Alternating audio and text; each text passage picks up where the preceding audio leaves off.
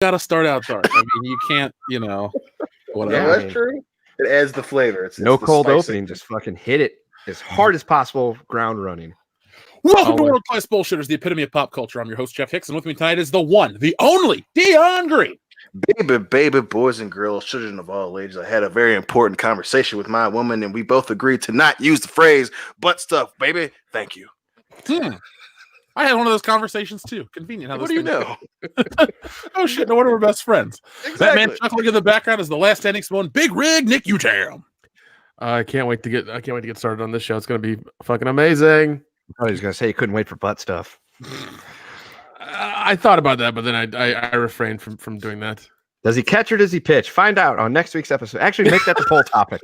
Oh God! Don't make that a poll topic. Oh my God! And then finally, Kendo Slice. I mean, I don't even know how to follow anything up with that. I think we're already starting off really good. So let's hit it. Yes, I love how this is throwing people off. Is this show already in progress? Yo, sure, why not? Fuck it, we're doing it live. Yeah. No. We've been doing it for 3 hours. We just decided now to turn on the live button. We forgot. Thought we were live the whole time. So. Yeah, dude, we've been going for the last 2 hours. YouTube must be fucking with us. Yeah, YouTube really hates us. Yeah, and you for listening to us. Yes. By the way, folks, YouTube is fucking with us. I've actually received video proof that our channel is not loading for a lot of our listeners. So do me the favor. We're going to bring this up multiple times tonight. Every time you guys watch one of our videos, make sure you're subscribed. And instead of hitting the bell to say recommended or whatever, customized for you, hit all because it helps us become more searchable. So we're going up against that fight with YouTube right now. There's a lot of stuff going on. And, it sucks, but we have all of you guys to help us out. So that's what we're going to do. And speaking of doing things, I got a surprise for you. I'm just going to tell you now. There's going to be a Good Morning Pop Culture tomorrow. So as you know, I'm heading out to the Algonquin word for the good land, which is what, Kendall? Milwaukee. Yes, thank you. I'm heading off to Milwaukee very early in the morning. We're talking like 6 in the morning. I'll be on the road. So what's a better way to have a road trip than, with your buddies? You do a Good Morning Pop Culture. So Dion, Nick, Kendo, we can't do it together. Sorry. But I'll call in. You can call in. You're live with Jeff. Oh, dude, I got. Am I in there? Yeah. Yeah, is this Trent from Minnesota? Hey, Trent, I hate your TV show. Looking forward to it. I've never called into your show before, ever. Never, ever. Hey, Jeff, this is a first time caller. Big time listener. How's it going? Long time caller, first time listener. You're on the air. What is Batista's? How big is Batista? You can't even do it right. It's so big you can't even say it. Fucked up. Finish his It's ass. so big you can't even say it.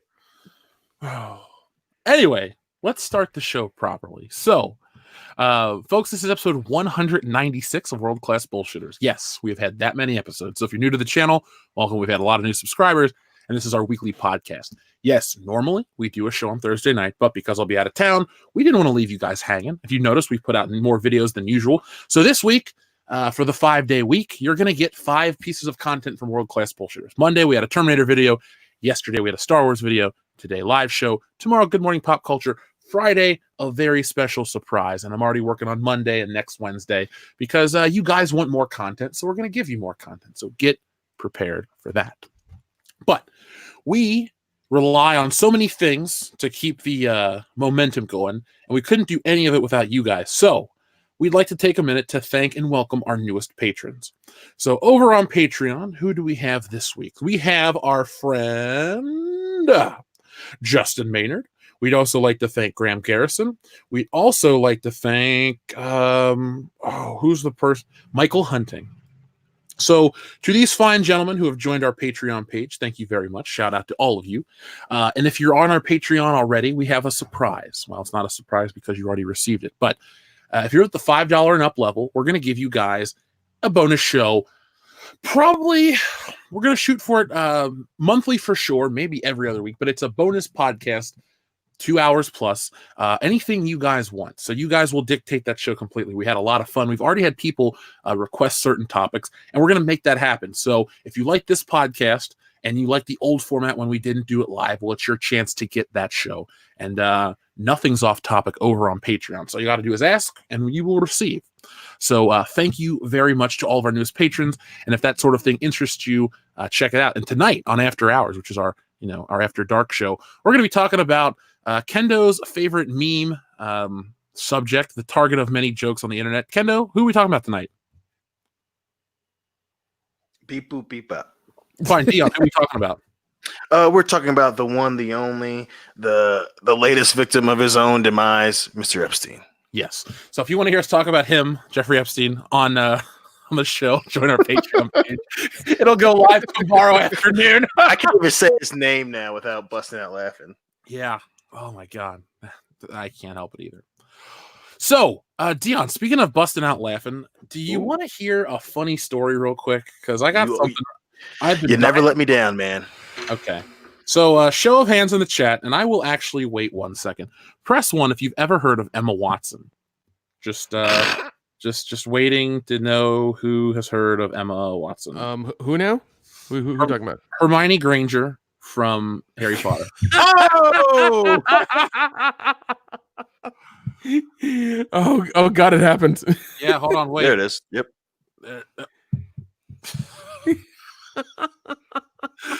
This is our lives. I'm so proud of Nobody can hear you, Kendo, because your mic isn't on or something. We just can't hear you. Yeah, you're muted, but Nope, you're still. I can't hear you, dude. Hear what the fuck you saying? You went over there, Dion. Even over there. No, that ain't Kendall. That's Mike he's from Buffalo. So, we all know who Emma Watson is, right? Mm-hmm. Yeah. Have you heard what she said yesterday in the news? It's so dumb. I have to start the show with a news segment like we used to do back in the old days. Oh my God. Oh, lovely. I literally heard it right before the show, and I was just like, Okay, LOL, what? So Emma Watson says she is not single. She is self-partnered.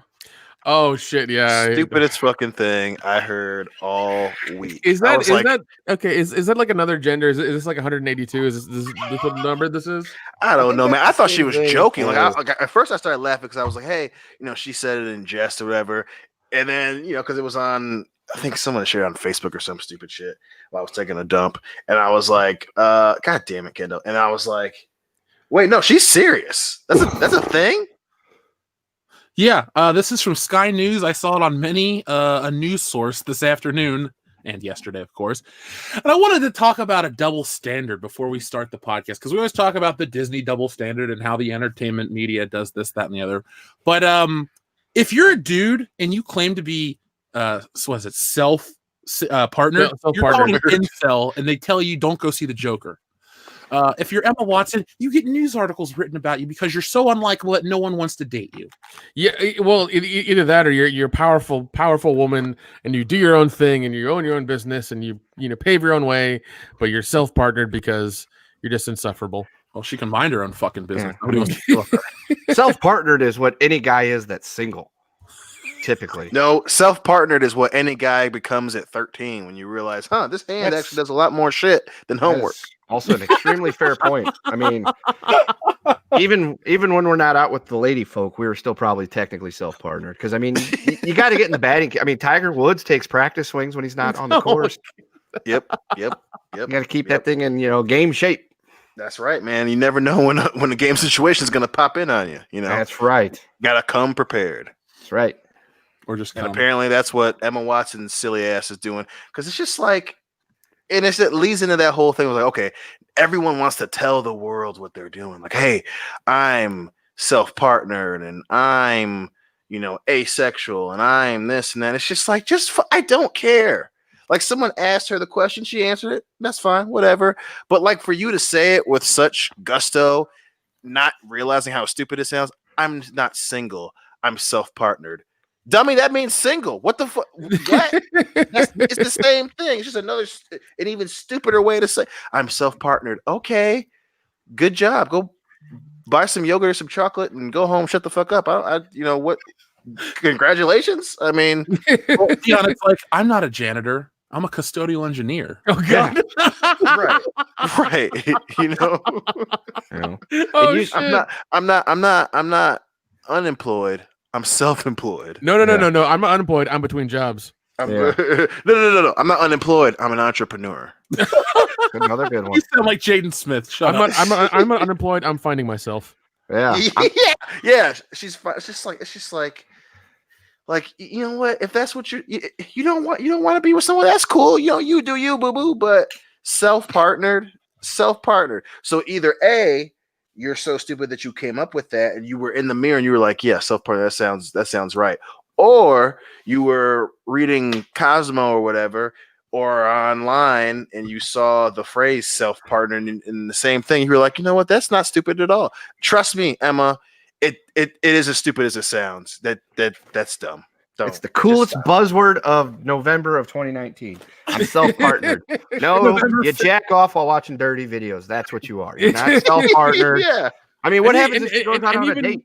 Is she gonna have to break up with herself? Yeah, oh, that's You know, gonna be so. That's gonna be so Is she difficult. gonna marry herself and then have to Dude, divorce That's herself? really, really harsh because I mean she lives in the same apartment and they share Right. a bathroom. Exactly. They share a toothbrush. It's gonna be weird. If she dies, will she be a simultaneous widow and dead person? Who knows? Oh shit, dude. That's a good point. Who does she make the will out to? That's what I'm saying. How's cats, the they're medical cats. insurance going to wake up? You know, what's going to happen with the medical insurance? I mean, and then those moments where you get into an argument, you guys have angry sex where you're like, oh, fuck you and fuck you. Like, does she hump the mirror harder? Like, what's that? That's what I want to know. She just like- and she just think of Daniel Radcliffe the whole time. Yeah, she's like, I was the golden snitch. This is like, so folks in the chat, all through the night, I want you guys to give us your own version of self-partnered. So our friend Kyle Black says, I'm not fat, I'm diet intolerant. Yeah.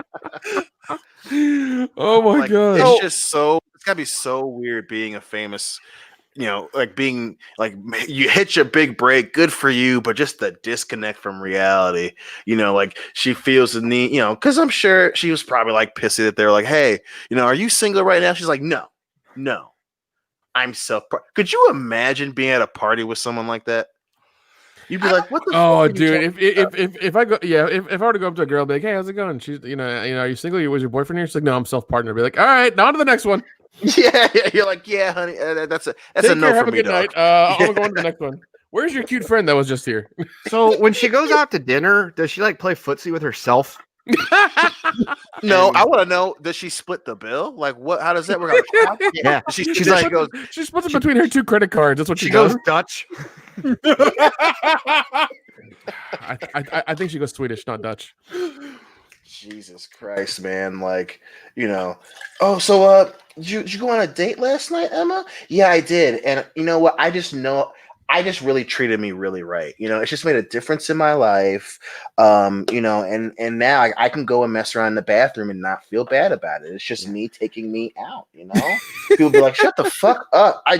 Just get away from me. Get away It was from me. such a great call me. date. Listen, We went back to my place. We watched a movie, and I think tonight's the night we're gonna score. I mean, if she wants to go home, order a pizza and flick her bean all night, whatever. Do your thing. I don't care. I But have don't a make up- legitimate don't- question. Don't make up this weird shit about I'm self-partner. Just nobody gives a fuck. If she uses a dildo, is she cheating on herself? Yes. Because I mean, self-partnered would mean you're just using the tools that nature gave you. But if you start bringing toys into the equation, I mean, does she have to have that conversation with herself? She can't even use her own toothbrush on herself. Okay, I'm just like, it's like we need to have this conversation. We need to spice things up in the bedroom. I'm thinking about getting the American Challenge fist. Oh my god! when Guardian Levy screw her. Yeah. I have a question. Who has become more unlikable in 2019? Emma Watson or Brie Larson? Shit. This really narrows the gap between the two of them. This Well, what else? I was gonna say this Emma puts her Watson done this ahead. year that has made her insufferable? Because Bree's kind of taken a low profile, and all the stuff about her is like, I think, media generated at this point. Emma Watson came out of nowhere, the dark horse candidate, trailing by half a lap with 1 lap to go, and has just blown past her at the quarter pole and is coming down the stretch by at least 4 lengths. And that means both iterations of coming down the stretch on that. That's right. Although because she has. Does she ask herself if it's okay before she starts pawing at herself? That's what. Because no, I mean, if she goes out and she gets drunk, like there's some blurry lines there, bro. Yeah, because she's That's just true. so. That's true. She's so progressive and so hardcore feminist. Like, does she make herself sign a consent waiver? I consent to letting myself touch myself if I feel no. Then she's gonna take a selfie video of said contract to make sure it's all nice and legal. Does she ever tell herself no when it's getting a little too far? You know, the hand's starting to go down the pants. She's like, no, it's not the right time. I'm not feeling it tonight. I've got a headache. You know what? We're gonna have a most unlikable celebrity of the year award when we do our. What else has she said this year that's been so crazy? Like on the Brie Larson level, like I don't know, man. This pretty much tops it. Yeah, the thing is, this is the worst thing I think I've ever heard a celebrity say, like in terms of stupidity. Like, yeah, you have them get on the political rhetoric, but this is just like actually dumb. This makes no sense. There's no way you can justify it. I'm seeing all kinds of shit in the chat that's making me laugh, but to me, this is the dumbest thing, and it just goes to show you all the money in the world, all the fame cannot buy you a dude to put up with your or brains. Yeah, because she's smart, I guess. Apparently not, because apparently single and self-partnered mean 2 different things. She signed some really good contracts for movie roles, so that's kind of smart because she's gonna have all that Harry Potter money. Harry Potter money. Oh, so you know how I officiated Veronica's wedding? Yeah. Yep. Do you think Emma Watson would let me officiate her wedding where she marries herself? Let's start that petition. If that happens, we're getting a live stream going. God damn it, it's gonna happen. I would say tweet her, but we'll all be blocked pretty quick, most likely. Just be like, hey, Emma, since you're self-partnered, if you self-engage and then you self-marry, can we get Jeff Hicks to officiate that wedding? He's licensed in all 48 states. We'll travel to England. We don't care. I'll file whatever paperwork is necessary. We can go hang out with our narrator, that girl that does all of our voiceovers. Maybe she'll want to get married in Bombay, which doesn't exist anymore. It's Mumbai now, but something like on the beaches of Sri Lanka, right near the beach, boy. Oh, God, that is my second half-baked reference this evening. Well, okay. According to Emma Watson's Wikipedia, she went to Brown University and then went to Worcester College in Oxford. Okay, it's pronounced Worcester, whatever. So she do you think it matters to her at this point? You think it matters? I don't think she would. She's self-partnered. You think she gives a shit about North Worcester, South Worcester, Worcestershire, Twisted Sister? Who gives a shit? She's self-partnered, bro. She's found her way. Look, some of that Worcestershire sauce goes great on steak. That's all I'm saying. I'm ready. It's just like so.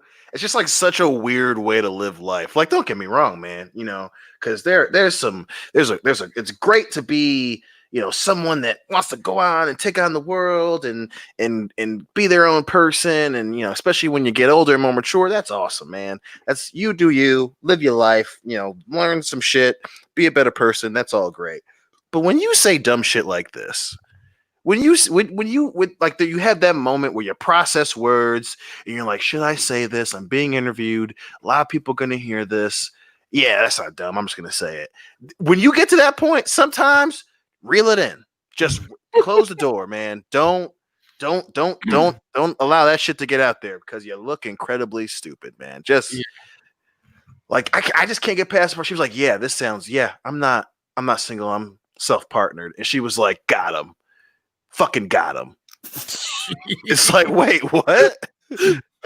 It's just, I can't believe that she did that. She was, going back to her place after whatever she was doing, where she was asked. She's like, yeah, man, that was slick.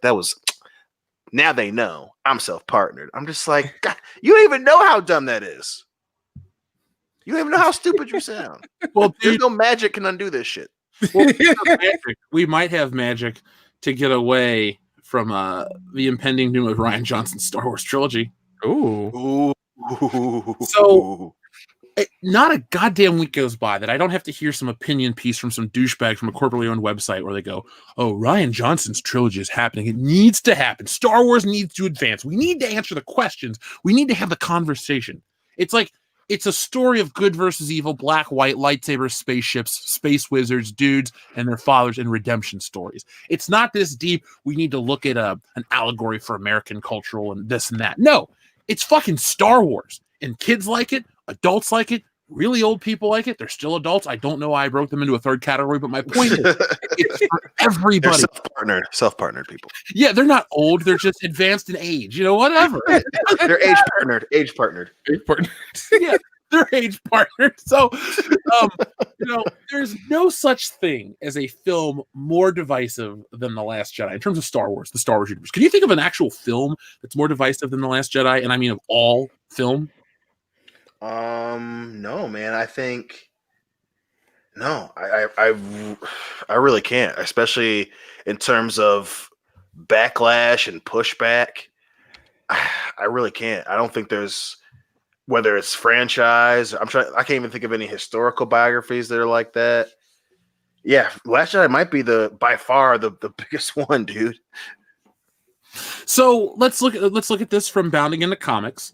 I've seen this on a couple places. So remember, when we talk about these things, they are rumors until proven true. So we're going to talk about them in the hypothetical sense of if they happened and what we think and what we would like to have happen. So rumor, Rian Johnson is out at Lucasfilm and Star Wars. A new rumor indicates Rian Johnson is out at Lucasfilm and Star Wars. The rumor comes from TiVo at Lords of the Long Box and his source, The Black Knight. He reveals that according to several inside sources, Rian Johnson's proposed Star Wars trilogy is dead at Lucasfilm. After mixed reaction of The Last Jedi from fans, Johnson's future within the franchise has been cast in doubt. Where there is smoke, there seems to be fire. TiVo adds, Disney doesn't want any bad publicity or controversy with The Mandalorian about to hit Disney Plus. That's coming this week, a week from today, November 12th. I believe they don't want any controversy with The Mandalorian about the Disney Plus and the Rise of Skywalker in theaters in December, so they're holding off on any unofficial announcement for now. He then reveals Lucasfilm and Star Wars are in a creative rebooting pattern. The company is concerned of projects straying too much from its core properties and rich history. Johnson wanted to proceed further with his distinct vision that would continue to anger older hardcore fans. So let's break this down a little bit because Dion, you and I are super big, lifelong Star Wars fans. Kendo, yes. Nick, still respect it. Let's start first off with: do we want Rian Johnson to make any more Star Wars? I'm gonna officially say, as much as I'm enjoying the pie that's getting thrown in Disney's face, I'm gonna say a hard no. Official stance for me. Nick. No, man, because I mean, I've heard from people who were big Star Wars fans until his movie came out, and then now, once it didn't make sense, they're like, "This is not Star Wars," and they realized that they don't care about the new one now, because this whole 3-part series that they've made themselves is ruined, and they don't care about it anymore. Kendo, hard no. Yeah, folks in the chat, 1 for no. 2 for yes, if you want this Rian Johnson film. And if you have to type in 2 to be contrarian, at least give us a sentence of why you want to see it. 3 if you're in a Star Wars self-partnership with yourself. I'm self-partnered with the Millennium Falcon. It speaks to me. You mean Lando, is that you? L337? She's still alive? Oh, God. Dude, she's alive and writing James Bond movies. Oh my God. That's the fucking reality we live in. Like, people complain about politics and this, that, and the other. We live in a world where the feminist robot from Star Wars, what's her next job? We're going to have you write James Bond. The most manly thing ever, so we can just cut his balls off and keep moving forward. Yeah, because that's what the people want, man. Sounds like a job for Phoebe Walrus, bitch. Oh, God. Well, I mean, they keep shoving diversity, like forced diversity and everything down our throats, and old franchises that, frankly, nobody cares about anymore, and they're getting nothing back. This was, I think, they've announced it a few times now, where like this is the lowest year in ticket sales ever. Even with Disney making billions of dollars, this year has been the lowest in ticket sales ever. Well, dude, you brought an article to our attention either last year or at the very ass end of 2017. It was about 2019, the year it all collapses or whatever. Remember that? Yeah. I remember that. Now, the article didn't necessarily come true in terms of, it all collapsed, but we had a disappointing return from Toy Story 4. There were articles written about it. We made a video. There are news sources. It's not us making up shit. We never make up shit. That's the thing. On this channel, we're not making it up. We're talking about it. We're taking other sources and going that route, but we don't make up rumors about fucking movies. Believe me, I wish I could make up a story that somebody dropped $1 billion on my front porch and I got all of it in my house before anyone caught on. Like, that's a story I'd love to make up and have happen. Or, I'd love to be able to say, hey, I own the moon and we're turning it into a Death Star. Something stupid like that. That's shit I would make up. Not, hey, Toy Story underperformed because of expectations X, Y, and Z. That's just not how I'm going to operate. But, we talked about that. We've had lower than expected returns from a lot of films. We've had a lot of flops. We've had a lot of disappointing films, even from the House of Mouse. I mean, Dumbo underperformed. Maleficent. Aladdin underperformed. Oh, yeah, I almost called it Cruella de Vil. Like, there are these things where, like, and the shit is, the Disney stuff comes and goes so quick. Like, they don't even have time to hype up their own movies. It's like, hey, are you going to see Aladdin? Oh, it's on Blu-ray. Just go buy it. I'll wait. In our newest Star Wars toy video, I'll take that back. We have 2 coming out. So if you're Salvador, you're going to be super excited. But in the future, in our secondary one, I found merchandise from Toy Story 4 and Avengers Endgame already in clearance stores. So it's like Disney just is a physical thing. People don't want it. Like, people will go see some movies, the shit they buy up. But it's just a weird time. And, we're getting ahead of ourselves. Let's just keep moving forward. So let's break down the Rian Johnson, hopefully true story moving forward. So mixed reactions of The Last Jedi from fans. Remember how it was a small vocal minority? Oh, yeah. Yeah. Remember how it was just alt-right racist trolls? Yep. And Rian Johnson himself, and bots, and we were also man babies, and all these pejorative phrases to try to dehumanize us. Remember when it was only that, and we didn't matter, we were insignificant? Yep.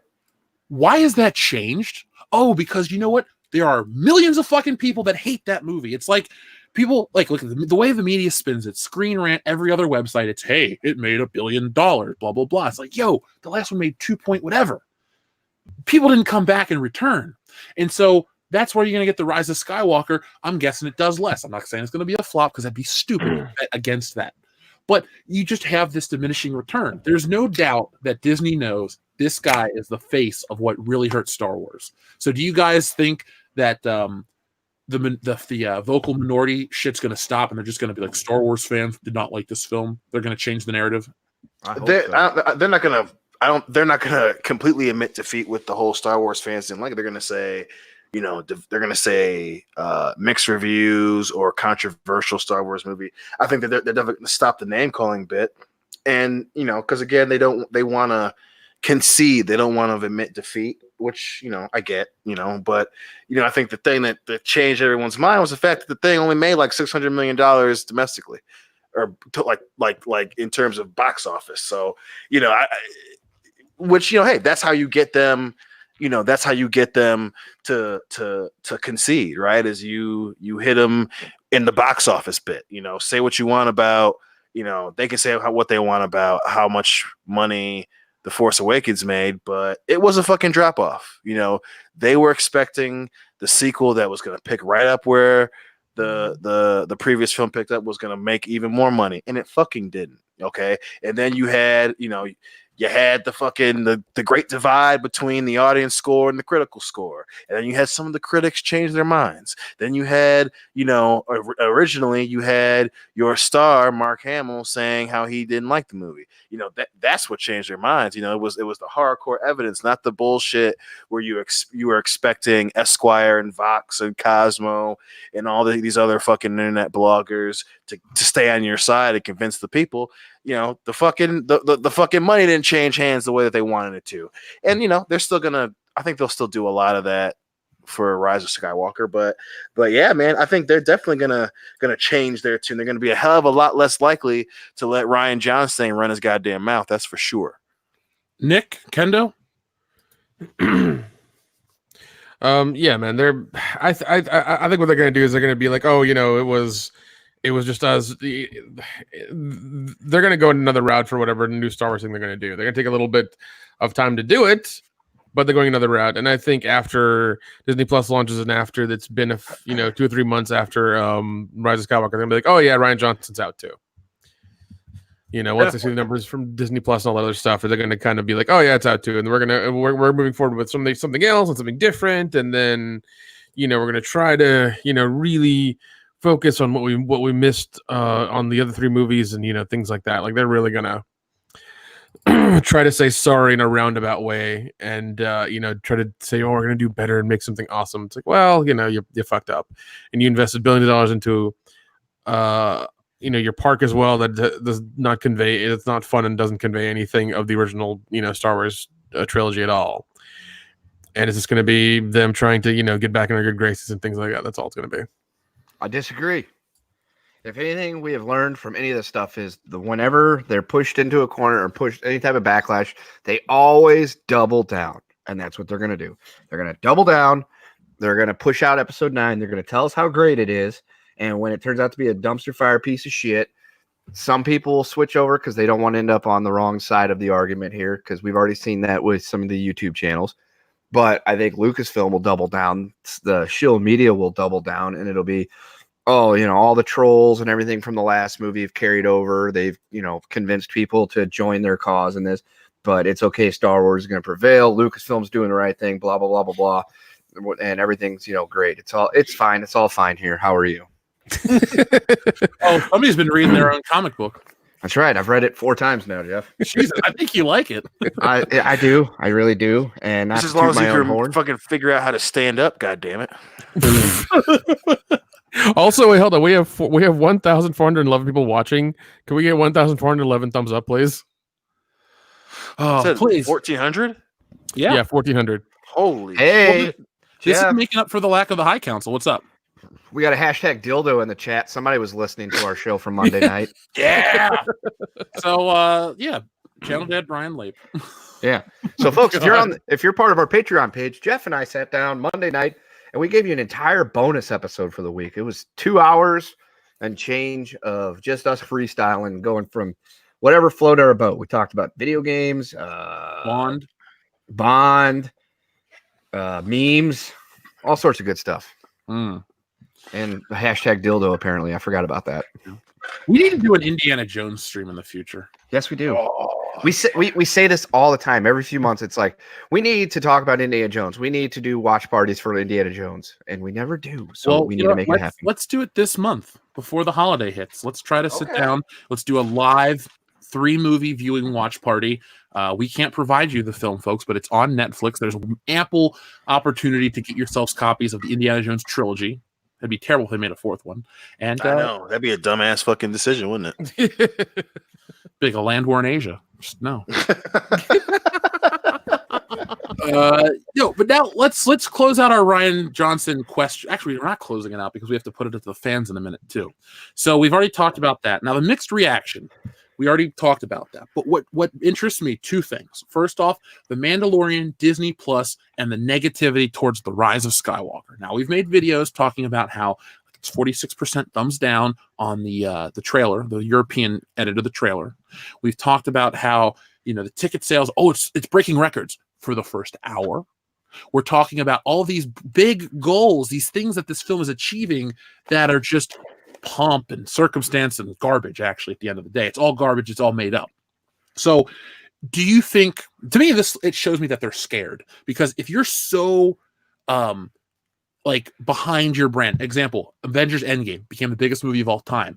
They didn't give a shit what Brie Larson said. They didn't shut her up. They didn't put a muzzle on her. They let her be unlikable for months. And you know what? Because they knew that fans would go in droves to see the Avengers. It broke Fandango. I had trouble getting movie tickets to see that film. Oh yeah, man. Yeah, me too. Yeah, it was. Yeah, I think Endgame really did break records and break. Come to the internet and everything, trying to get everything. To get tickets and stuff was a little difficult. It's the most popular film of all time because you had anticipation for literally a decade. Yeah. This has been 4 years, and we're talking about rebooting, and that's the next point I want to make. But do you think that Disney could be scared that negative press could hurt Disney Plus subscriptions? Dion. Yes, I do. The word I would particularly use is desperate. I think I don't. People are going to get Disney Plus. I obviously they want it to be a huge number, and the reason I think it's more desperation than fear is because again, they painted themselves into this corner, and I think that they put all their eggs in this basket. This is something we said this last week. If this doesn't come off, people are going to lose their fucking jobs, and as opposed to fear, that's kind of more of a justification that, hey, we didn't do anything wrong, where things out of their control happened. And with desperation, they hitched their ride to Marvel too after the record got broke with that stupid ass Photoshop of Iron Man taking a fucking lightsaber from Rey. Then you had fucking that weird not press release, but that weird comment from Kathleen Kennedy, saying congratulations to Marvel, so they were even hitching their wagon to Marvel's success, so I think they're definitely very desperate because this is a they're all in now. They're fucking cornered off. They've backed themselves into a corner. They just realized it, especially after letting Rian Johnson run his fucking mouth. This smells a hell of a lot more like desperation than fear to me. They both stink. Mm-hmm. Kendo, what do you think? You agree with Dion? Do you have a differing point? Yeah, I think they're a little worried about it because they've gotten lots of negative publicity. I mean, you've got the people that constantly just beat the drum for them, but they've got a lot of negative press. They got a lot of backlash and a lot of people talking shit on them. And they're doing everything they can to try to steady the ship and keep things going. So, yeah, I think that they are a little worried for what Disney Plus's numbers are going to look like. With any streaming service, obviously, you just got to kind of take a wait and see approach because they may have issues and stuff when it first takes off. So they might not have the numbers, but it'll be interesting to see what their subscriber count looks like in a month, 2 months, 3 months down the line, Well, remember, we're going to be lumped in there if you're a Verizon, whatever. That's true. That's one way to fluff those numbers. I'm just saying, I can't. They're going to count me because I have a cell phone plan that I've had for multiple years. It's like, hey, you're a Disney Plus subscriber. It's like, well, yeah, it's just it's just literally them to show numbers and be like, hey, we have this many stuff, and I'm sure they're going to inflate their view numbers as well to their investors and be like, hey, so many people watch this show. And we need more money for these things so we can buy more content and make more content. So, do you think they'll actually do what Netflix doesn't do and say over 18 million people streamed Raiders? Well, they're not going to get Raiders of the Lost Ark, but like Star Wars, the original one. Do you think they're going to actually start doing that? Because we don't have Hulu say, did you know that 557,000 hours were spent watching King of the Hill on Tuesday? Like, we don't get that stuff. Netflix is real close to the chest. Like, they cancel shows in a weird way. It's like, I don't get into very many Netflix original shows. Obviously, the Marvel does. That's part of the problem. Yeah. What I got into.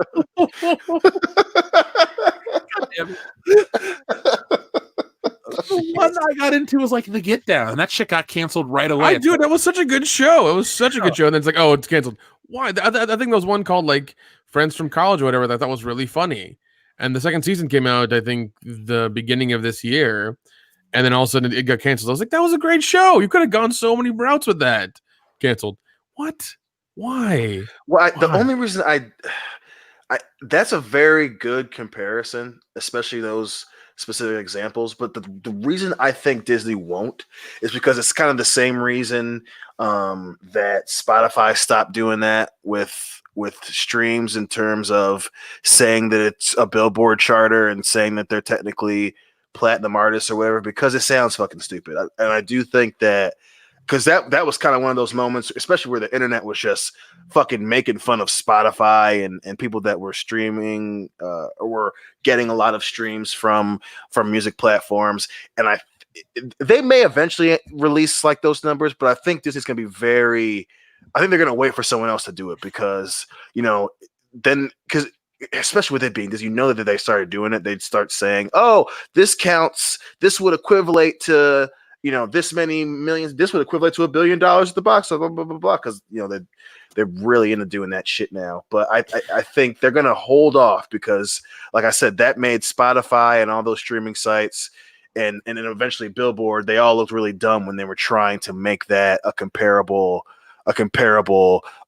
measurement. So yeah, that's just a very elongated way of saying no. I don't think they're going to do that. Yeah, I don't think they will either. I mean, they'll show investors and the internal people, but they won't show us. And it's also shitty that Netflix does that in that way as well, because every now and again you'll hear them release weird numbers and articles like, oh yeah, Stranger Things season 3 was the most watched thing amongst millions of people, like this, that, and the other. It's like, we don't know those numbers are true. You could just be fucking with us. It doesn't mean anything. I mean, it's really sad when Pornhub every month does like their weird analysis and puts out a 10-page PDF form of like everything that happened for that month. It's weird. But that's what happens. I think they will if there's certain numbers that agree with what they're trying to push out. So, like, say it comes out and they could put a thing out. The Last Jedi was viewed 1.5 million times over the course of the end of November or something like that, just to try to build up to getting to Star Wars Episode 9 to try to create something, or to try to like throw it in the face of those that have been against the movie to say, you guys think it sucks, but you know what? Everybody on Disney Plus is watching it. And they'll say, oh, what I'll ask is, how long does it take to consider it a view? Like YouTube has very strict rules. Like you can't just click on a video and it counts as a view. You have to watch it for a certain amount of time. I bet you Disney Plus would say something along the lines of, it has been selected, 4 million times. They probably do the same thing that Facebook does, where it's like, if you watch a second of it, it counts as a view. Because Facebook is horrible at putting out their video analysis for their video stuff, and they've been caught like I think 3 or 4 times now where like investors have been just they've invested in their video stuff and like they bring them back the data and it's incorrect. It's entirely incorrect. It's like, oh, your video got 10,000 views. Oh no, it got more like 300 or 3,000 because most of these were like 2-second views and 1-second views and nobody really cared. The other ones were like full views of the whole video or something. And I think that definitely talks to a very specific thing because, it's not the same thing, but we touched on it when Disney, the rumor came out that they were buying tickets for Captain Marvel.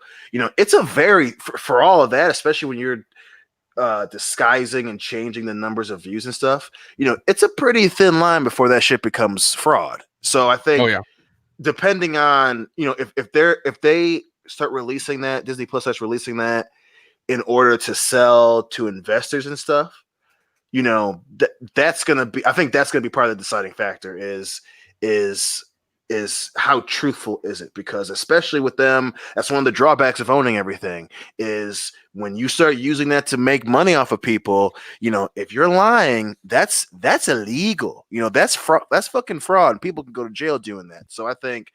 And I have no doubt that Disney's going to play that game. I think they're definitely going to try to take advantage of the gray area there.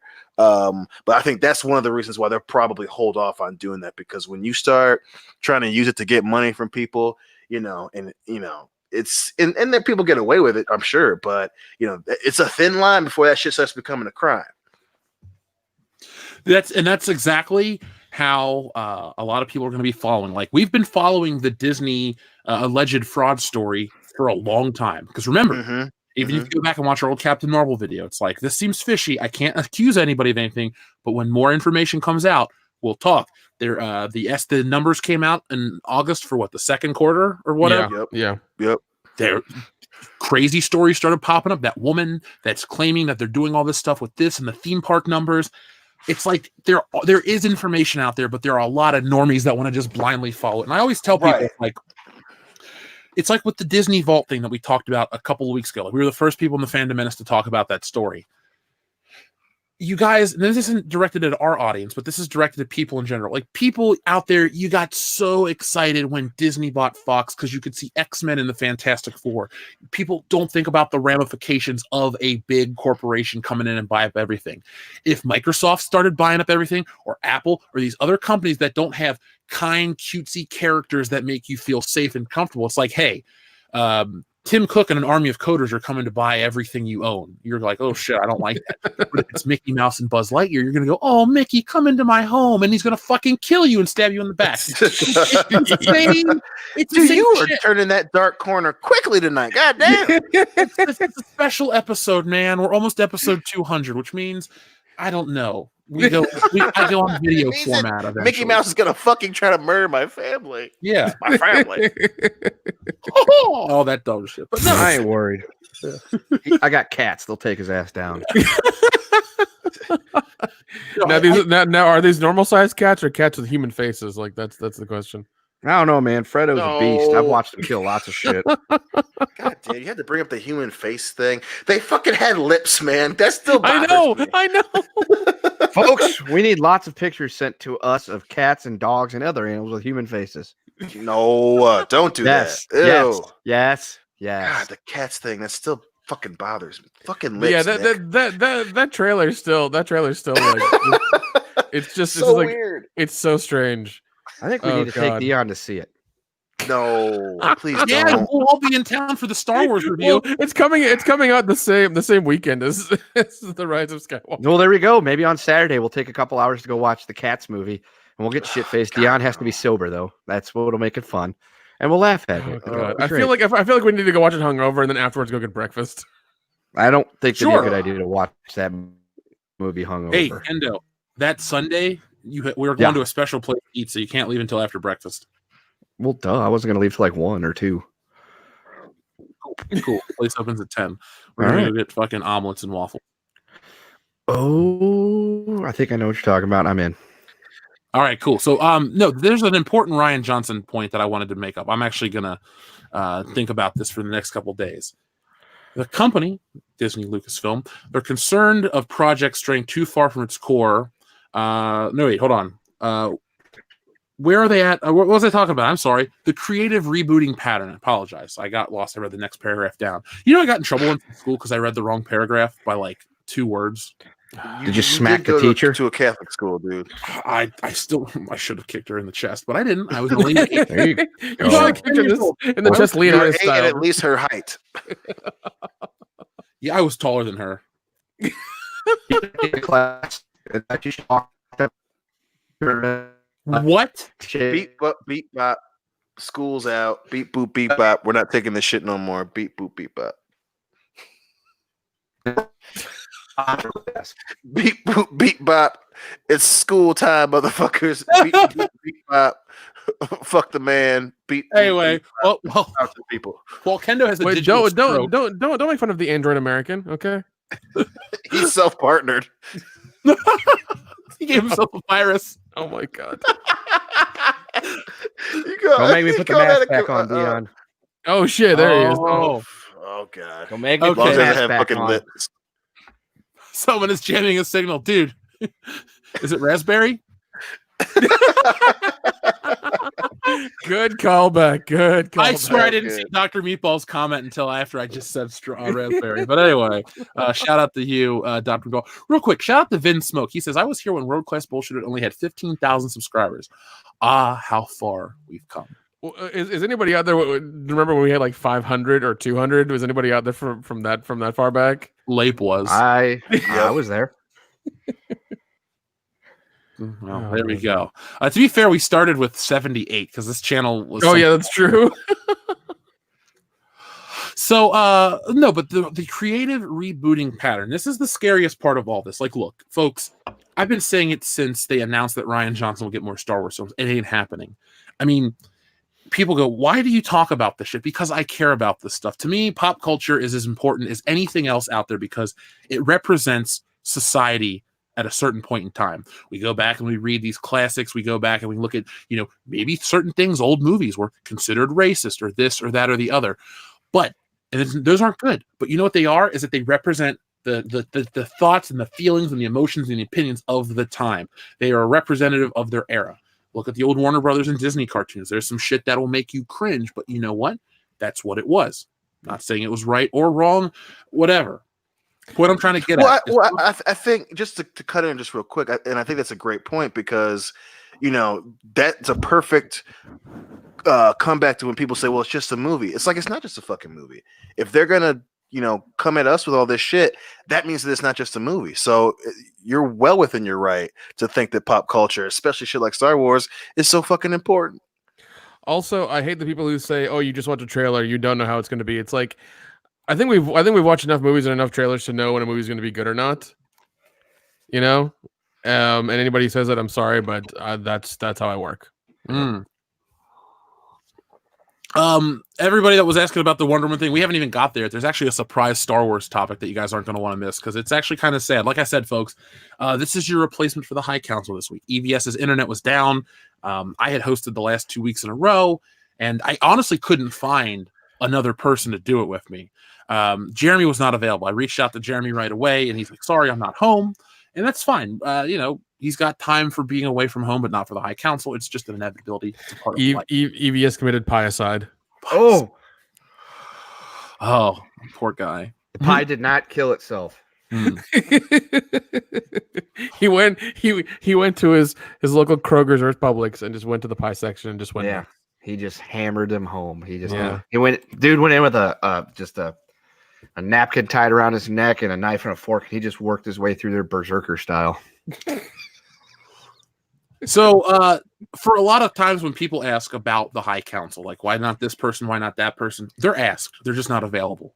That's just they don't either want to be a part of it or they're not interested or available. So, I mean, we can ask. I know people have asked about formats and this and that.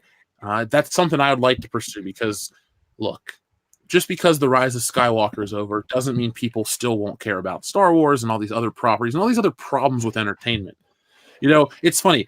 The fans have definitely won this battle in the culture war. Every time you see an article that says, "Hey, The Last Jedi was divisive," or every time you see an article that just says fans didn't like it, and you don't hear shit like small vocal minority, trolls, bots, this, that, and the other man babies, when you hear those kind of pieces of reporting, even in the smallest sentence within a bigger thing, that is a win for all of us because go back to the climate of early 2018, we were the fucking enemy, We were appearing in people's backyards and we were causing all these problems. But now it's like they've accepted it because it's always been the truth and we've kind of worn them down. So, in the culture war for entertainment, the shit's never going to change. You're always going to get, there's a million reboots coming out. They announced a Zorro reboot with a female. They got the Equalizer. They got something else, a Latina remake of fucking Revenge, which just ended a couple years ago. Like, we're getting to that point where it's getting dumber and dumber and dumber.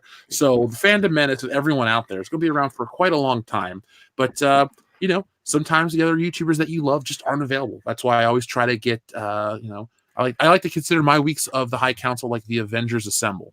I put the call out as early as possible. Sometimes they're available, sometimes they back out last minute, but it's cool. I understand. So if you're ever out there and you have requests, you got to ask them yourself. Somebody wrote in the chat, male remake of Sex and the City. It's called Entourage. That's what that is. Yeah, just so you know. Yeah, that's what it is. I have never watched Entourage. I'm not a Wahlberg. Me either. I've seen a couple episodes. If Devil was a product of his time, my sister used to be his time. It's basically like there was like an independent movie and a commercial going through Hollywood and doing like a bunch of dumb things and establishing themselves, as they go on. Uh-huh. So it would Sasha be like Grey was in it for a little bit. Yeah. She couldn't act. No, Entourage. The premise sounds like if the four of us went to Hollywood and all my local friends were like, "Hey, we're coming too." Right. I'd be like, no, there's a couple of them that obviously don't listen to the show anymore, but that could definitely help us out. So we'll talk about them later. But you know what? I wanted to talk about whatchamacallit, the not the candy bar, the holding pattern, the creative reboot holding pattern. So that scares me the most. That they're trying to reboot Star Wars. They're in that era. Now, folks in the chat, we need you as much as you can. Rebooting Star Wars at this era, at this point, it's 4 years in. 2015. I mean, I've been driving the same car since back then. Shit hasn't changed that much in the last 4 years. People want to say, "Oh, the world's a different place." It's 4 years, really, for 4 years. Come on now. Come on. It's been just as stupid for the last 4 years as it's always been. But it's the same. The fact that they're rebooting this, like, think about Spider-Man. It's like 2017. No, excuse me, 2014, we have The Amazing Spider-Man 2. By 2016, we have a Spider-Man reboot in the MCU. In 2017, we have his own film, Spider-Man Far From Home. That's a record thing because of legal rights, and so it's a different situation. It's not actually comparable to rebooting Star Wars within 4 years. It's a much different beast.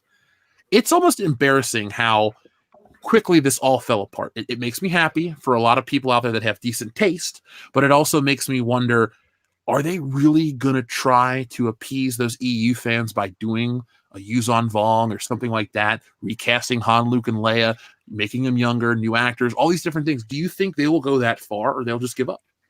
They're not gonna do that for a while. Like I said, I would never count out Disney's greed at this point, but I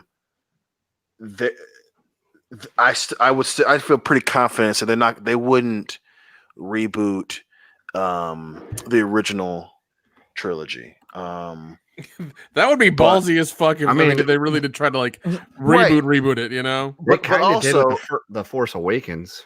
Right, but that wasn't like a straight up reboot of like retconning, 100% retconning. Plus, I think the other side of if you were to reboot it, that would be 100% admitting defeat. I think they'll definitely, like I said, they'll change shit going forward. Whoever they tab to do that next trilogy, for sure. But if they were to redo everything, I mean, that's a hardcore admission of, well, fuck, we fucked this up.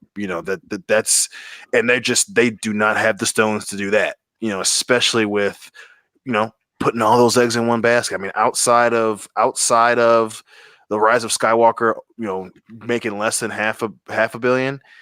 You're not going to see that crazy admission of, God, we had no idea what the fuck we were doing. What's the best case scenario for a reboot that you wouldn't hate? Like a complete reboot or just any hard Let's just reboot? say they were going to do some sort of reboot remake with Disney Star Wars. Let me rephrase it. What's the least offensive thing for you?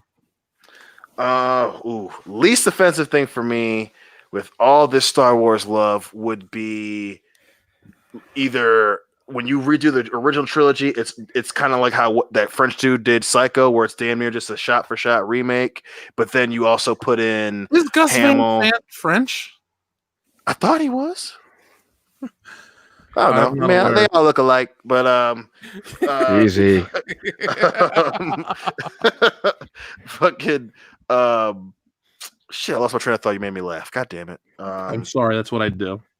Oh, I remember what I was saying. So they do like a shot for shot remake, and then they put in Hamill and Harrison and Billy D like in key roles. That would probably be the least offensive. Like if Mark Hamill ended up playing fucking Obi-Wan, or if he was some crazy shit where Billy D is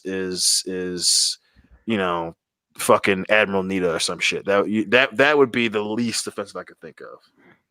Yeah, but I mean, at that point, it would be like 5 or 10, probably 5 years from now, in all honesty, and they would CG their faces or whatever. Like, yeah. Did you hear about they're doing that with James Dean? Yep. He's in a World War II movie? Yeah, they're CGing his face. Sorry, Vietnam. Yeah, they're CGing his face in a movie coming out soon. I was like, what are you doing? What? Oh, whatever. It's just weird. To Dion's point, one, I don't want to see Billy D. Williams fuck Admiral Nita. That would not be cool. Secondly, if the way they could reboot it and make everybody happy and do something great is if they reboot it and the movie's called Star Wars Episode 7 and it wipes the slate clean from everything they've done in the sequel trilogy. I don't think there's a way to reboot it in a way that would make it like less offensive or anything like that. Because if they reboot these 3 films, it's just I literally think it's just going to be them admitting defeat, honestly. And then it's just going to be us going through it again.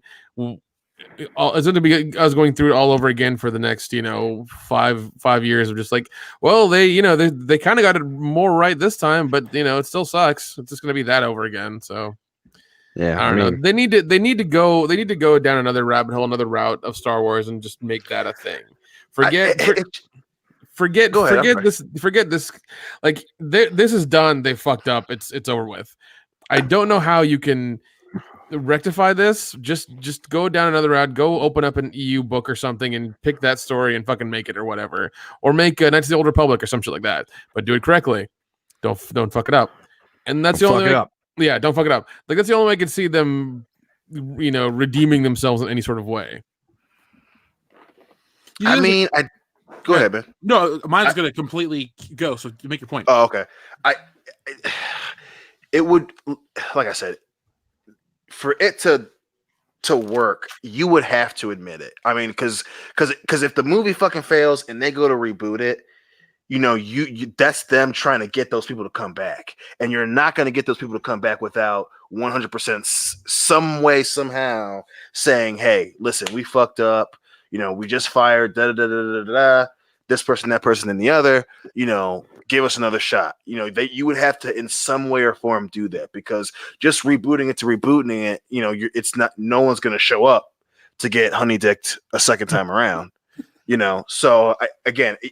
If that were to happen without it being a complete fucking without it being a complete failure, you would have to fucking be contrite. And I don't even know if they could do that without you know, going all in. Really. Yeah, I don't think it's possible. Well, so there's a couple people in the chat talking about the lifespan of the IP and stuff like that. And I'm thinking Star Wars could have lasted forever. James Bond was smart. You know, my personal opinions on Daniel Craig and certain things aside, James Bond, with the exception of that 6-year gap between 1989 and 95, aka License to Kill to GoldenEye, James Bond's been a pretty viable franchise for almost 60 years. It's the longest running film franchise, pretty much nonstop. You know, GoldenEye didn't reboot it. It was a continuation. It of course. In 2006, which is fine. I personally wish it would have been a continuation of Brosnan. You know, he just kept going. But the point is, like, the way Star Wars, the story is, it's always been focused on, you know, the Skywalker family, but it doesn't have to be. You could have gone out and done many other things, but Disney chose to do this one thing. And because of the way Star Wars has been about, you know, the same 7 or 8 characters over and over, Disney can't reboot or remake those because they're just too popular. Like, we can say, like, oh, well, The Force Awakens is a remake, and yes, it is a very cheap, poor imitation. At the end of the day, it's broke dick. But at the end of the day, everyone out here has seen the old Star Wars films. You either own a copy, you know someone that owns a copy. Right. It's one of the highest selling videotapes out there. You know what the highest selling videotape is? No, what is it? The Lion King.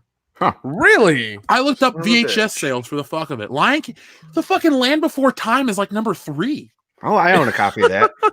They have like 23 movies of the Land Before Time. Yes, that's true. And the funny thing is, they made the original Land Before Time in like the late 80s, and then they didn't make any new ones for like 10 years, and then they made like 100 over the course of like 3. God, well, that's because of VHS craze, and then like kids movies always, like kids and family movies will always make money. So I had as a kid, I watched the hell out of it. I got the tape downstairs somewhere. Never owned the Lion King.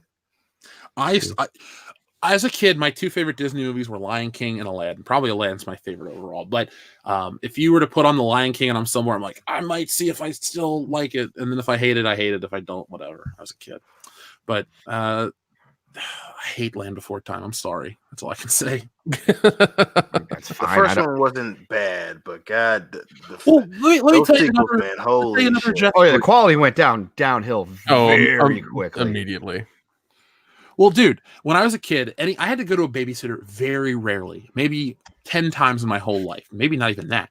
But every time I went to a fucking babysitter's house that I hated, The Land Before Time was on. And I hated that movie, and I hated going to a babysitter. So every time I went, I had to watch that movie. So I think in my mind, I'm just scarred. Every time I see Littlefoot and the other fucking dinosaurs, Triceratops and Rhinodon and whatever they are called, Megazord. Those. Wait a second. Maybe that's why. I think I know why he doesn't like the movie. It's all crossed up. It's messed up. That, and when Jeff was 3 going to a babysitter, he was larger than, like, you know, the people's family. So, yeah, pretty much. It's like, why do I need to be babysat? Anybody that breaks in the house can be instantly intimidated. What's wrong with this goddamn 12-year-old? Why he talk like a fucking toddler? Be like, shit, that must have hurt. Yeah. The kid is fucking 3. What the fuck? Jeff He's got a beard. Why is he 3? Yeah, he's got a beard. Why is he doing push-ups in my fucking kitchen? The kid just tipped over your car. What, my model? No, the fucking Nissan in the driveway. I was hungry. I wanted cookies. Yeah. Was that Liam Neeson's Nissan? Oh my God, that's our song. Don't tell anybody that's our song, bro. I'm sorry. You know what? We're gonna give a shout out to Darius Newby. He's been here since 2015. So Damn. All right. Anybody that's been sticking with us for as long as you have, the entire run, we appreciate you. Even Brian Lape, candy ass channel dad Brian Lape. Right. Candy ass Brian Lake. I'm gonna put this on the screen. We're gonna read some super chats. Then we're gonna We talk need about that as a C3PO. subscriber, commenting in the comments. We need Candy Ass Brian Lape account right now. Please, there's a million. You know what? The Jeremy accounts have come and gone. Please give us your channel dad Brian Lape accounts. Candy ass Brian right. Lape. Yeah, whoever To the comes up with first that will be the hey, listener of the week. To the first person that does that, I gotta look for the box that they're in. When I get back, I'll send you a copy of Alita Battle Angel. So there you go. Yeah, 4K 3D Blu-ray laser disc edition or something. Yeah, Super Sex Nuts edition of Alita Battle Angel. The first Candy Ass Brian Lape account that comments in our chat log. You pay attention to the chat. I'm gonna read our super chats from our friends. Okay. You do that. I'm watching. All right, so the Fixer says, the shit trilogy is canceled? Well, praise the Lord. My prayers have been answered. Hoorah! Unrelated, have you guys seen The Lone Survivor in 13, or have you seen Lone Survivor in 13 Hours? If so, what did you think of them? I have not seen either. I have not seen either of those. For Lone Survivor, I was starting to get a little tired of those supposed war epics. But, those, I mean, and a lot of them always took place during 9/11, and that was a really long time ago. And I mean, that horrible time in history. But it's just like, even there was one. What was the one with Hemsworth? He was on horses or something. It's like 12 hours. That's 13 hours. Yeah. Yeah. It was just like 13 hours. Yeah, I was just like, man, that's I get it, but come on. Yeah, and then like Lone Survivor and shit, it's just like, don't get like you say, like it's all, I get it. War on Terror is very topical, but films like James Bond do it in a way where it's it's going on, it's topical, but it's not like trying to be a preachy appreciation movie. You know what I'm saying? Like, they're not trying to get you to fall in love with fucking MI6 agents, whereas Lone Survivor and 13 Hours, where hey, I'm all about respecting the military, but it's like damn, man, it's you got the topic material, then you've got the music in the background, then it's fucking Mark Wahlberg living out his fucking fantasy of being in the military. It's like, bitch, just go in the military, dude. Like, he loves doing those movies. Yeah, we've all seen Shooter Mark. Just yes, stop. Just stop. Yeah, and none of us believe that you can fucking use a sniper rifle. Fucking calm down. No. Or on a cheeseburger restaurant. Right. Now the Fixer, the Fat Wahlberg brother. Fat Wahlburgers. I'd buy that. I had Fat Burger when I was in California. It was better than In-N-Out Burger. Yeah, I said it. Damn. It was bigger too. Ooh. Yeah, When you eventually come to visit, we'll just go on a burger tour. Deal. Ooh. Well, the offer stands to all you guys, actually. Burger. All 1,270 people listening, come on over. We'll go to Fat Burger. Hey, hang out. Could you imagine if 1,000 people showed up to come hang out with us? That would be crazy. insane. Yeah. Crazy. I actually can believe that happening. The channel keeps going in the right direction. So, we could have bullshit Con 97. Yes. Bullshit. Well, our super secret eventual fandom menace meetup is going to happen. So, Yeah. Oh, really? That's awesome. yeah. Well, it's Kendo's idea. That's right, I think. No, it was. I was there when it was conceived. Yeah. Okay. The Fixer has a two-parter. He says, I also recommend the show Nazi Hunters. It's about a joint task group made up of American, OSS British, MI6, Israeli Mossad, and Russian NKVD, and they were given a list of Nazis who escaped and were told, find them and kill them all. Fun fact, Sir Christopher Lee was a Nazi hunter. I was aware that Christopher Lee was in the military, but Oh, wow. That's a TV show it says miniseries from 2009, but that's crazy. It's a mission I can get behind. The documentary about Nazi hunters is a good one. I did see that. I didn't see the show. There was Oh, you mean Inglourious Bastards? That was a documentary, right? Right. There was something on Joe Rogan where he talked to a guy who had gone to Argentina and seen like the Nazi camp there that they have in Argentina, because some of the Nazis went there and made their own facility. Yeah, and they continued the research, and it was really weird. Yep. Oh yeah, a lot of really weird. Argentina. I think that dude he talked to was not for the UN, but he was one of the guys that would prosecute former Nazis. Look for and prosecute former Nazis. So Yep. But yeah, dude, they were that's like because that the joke of Nazis all going to Argentina, like that was based on a lot of true shit. A lot of them went to fucking South America, man. Yep. Argentina was like a Nazi haven. Yep. It was weird. Next one comes from our friend Scott Hudson. Says, can't wait for Ruined Johnson's Knives Out to bomb. I personally am not going to see that film. Guys, any interest in Knives Out? No thanks. I actually am. I am probably going to go see that. I don't know, man. You said you were going to see Terminator, and then we told you what happened. I can tell you who's the killer in this movie, and I can get you to not go see it. That was different. I had sources that I fucking trust in the hurt in your voices, especially since you knew how much I love fucking Terminator. I was like, I ain't testing those motherfucking waters now. So what day over the weekend did you go see it? We had this discussion on our bonus podcast. Yeah. Yeah, he did it. You were right. No. See Terminator? Yeah. No, I didn't fucking go see Terminator. You out of your goddamn mind? No, I didn't see Terminator. So Saturday night. Hillary took D2 over to Diane's. They were playing cards. Dion went by himself. He goes, why did I fucking do it, man? Why? No. I know you called me Saturday, but I was busy at a friend's giving. Oh, my God. I watched the sloppiest drunk girl in the world. I'll tell that story on After Hours. Oh, yeah. You were sending us something about that. Yeah, I sent you videos and pictures. Oh my God. You did. Yeah, we were getting blow by blow firsthand accounts. You were like the Brian Williams. You were there. I thought that chick was going to fall into the bonfire. Saroon House of Roundhead says, did you get my recent email about visiting Maryland? Kendo, please forward me that email when you get the chance. Okay. Saroon of House Roundhead, that'll be in 2020 when we're in the area. So let me get back to you and we'll try to work something out. Dustin Rogers says, yay, butt stuff. Elaborate, please. It's just stuff with your butt. You stuff it. Yeah. Yeah. It's like that episode of South Park. That's right. What, keystring? It's called sounding, Nick. Oh, no, not on this show. Not on this show. I'm going to puke. I didn't have a very good dinner. It's making me sick. No. Our friend Jay Raptor says, hey guys, keep up the good work. Last week I gave my review of Terminator. Shit fate. I watched it again before I gave it a 7 out of 10. It's definitely a 5 out of 10 now. Movie story sucks and it's down 120 million for a reason. Can't fool fans. What was it? I got home last weekend or a couple weekends ago, and I got to see my brother, and he's a giant Terminator fan. He's loved it ever since T2. He loved T1 and T2. And I let him read the thing you gave me, the Wikipedia page, and he was just like, dude, really? I'm like, yeah, that's the whole thing. I wish you would have continued with your sentence. I met my brother. Just like that. It's like, oh, hey, I'm your brother. Oh, hey, man, what's going on? Stop all the download. Oh God, Dion, what would you rate the movie? You mean in terms from seeing it? Because I fucking didn't.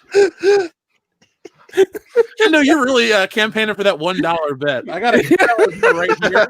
Yeah. I want that $1. I'll give you $1. Dion, if you go ahead and admit it, I'll split it with you. We'll go buy sodas. So you thought that I listened to you two fucking you assholes go on about how terrible it was, and I was like, yeah, I'm gonna go fucking prove this for myself and spend money to go see this fucking movie? Yes, we actually did. No, that's a negative, sir. Especially after all the shit I talked about it and hearing that it was bad. No, and I am a man of my word. I ripped on the Amazing Spider-Man 2 so hard from the trailer, never saw it in theaters. Unlike Dion, who saw Terminator Dark Fate opening night. Right. God damn it. I did run with Harriet. I did not watch the movie because I didn't have time, but I did buy a ticket, so I Disneyed it, and I bought a ticket and didn't go. Oh, okay. Hey, man, at least you threw some money. Hey, but I wanted to give Harriet the $10 to say, look, I'm running with Harriet, and I'm not going to watch Terminator like Dion did. You know what? Folks in the chat, if you think Dion saw Terminator, press 1 in the chat, folks. Press 2. It's going to be our Twitter poll. Why is there this bet that I'm flabbergasted as to why this is becoming a fucking thing. Kendo, there's put on no the way in mask. hell that I was going to see this movie. I'm already switched tabs. I ain't looking at this fucking camera. But what the fuck? I didn't go see goddamn Terminator. What is the drive here? Why would I still go see it? The fans have spoken. Dion. Thank you, Mac Fleming. Jesus Christ, Blue Watcher, what the fuck, man? Oh, I got a negative one. This is a negative one. Hello, Dion. How are you tonight? Is that Han Solo horse? Yeah, fuck off. Our friend Liquor Jim says, WCBS a day early? It's like my third dinner will have to wait. Bury the Fat Jedi. Hey, listeners, friends in the Fandom Menace, if you have just a modicum of artistic talent, would you send us your best drawing of Bury the Fat Jedi? If you can do it by next week's show, we'll send you one of our many copies of Alita Battle Angel. J Raptor says,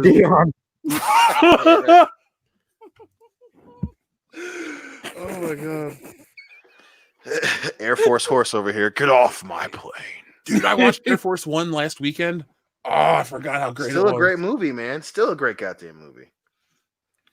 It's my second favorite Harrison Ford film that doesn't feature Han Solo or Indiana Jones. What's the first non-Star Wars Indiana Jones? The Fugitive. Good call. Ooh. Yeah, Fugitive is Good one. such a great movie.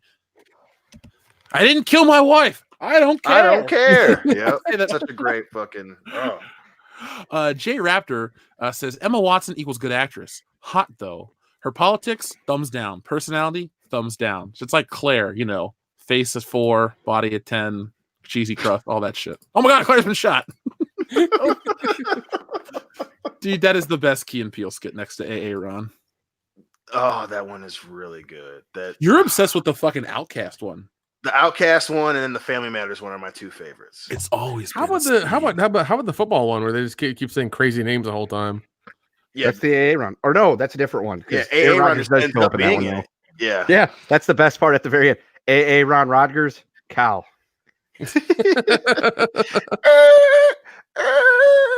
Birmingham State. Hingle McCringleberry. The Fixer says, at this rate, my beard is going to turn white from how much news changes. I'm also pissed because they raised the age to buy cigars in Maryland to 21. They What? did that here in Ohio too. They That is changed the smoking stupid. age, I believe. Oh, God. Well, I mean, That is so you're not allowed to vape anymore. You can't eat meat. You can't smoke in restaurants anymore. You know, it's just like they don't. Public. I know. I But you're in a Damn it, self Bendo. partnership, so you should be allowed to. I agree. You made a fucking vote a poll. Yes. God damn it. Where is this coming from? I demand to know. The question is, have people voted on the poll yet? I don't. I literally just It's got a it. I- retweet and 2 likes already. What the fuck? I love our audience. We Three votes. As soon as I already said have, three we already votes. have 3 votes. We already have 3 votes. It got looks like 4 all the- now because I just voted on it. Oh God. You know what? The When- tide has turned against me. We'll get into the No, it isn't. 8 votes and no is winning 63-38, Dion. So hey, have some faith in the people. we'll periodically faith in check the back through people, the poll but- through the night. But Like, if yes, folks, if yes wins, I'll do the entire show with the horse mask on, and we'll keep it on screen just for Dion. Listen, Yeah. I just love fuck both of you.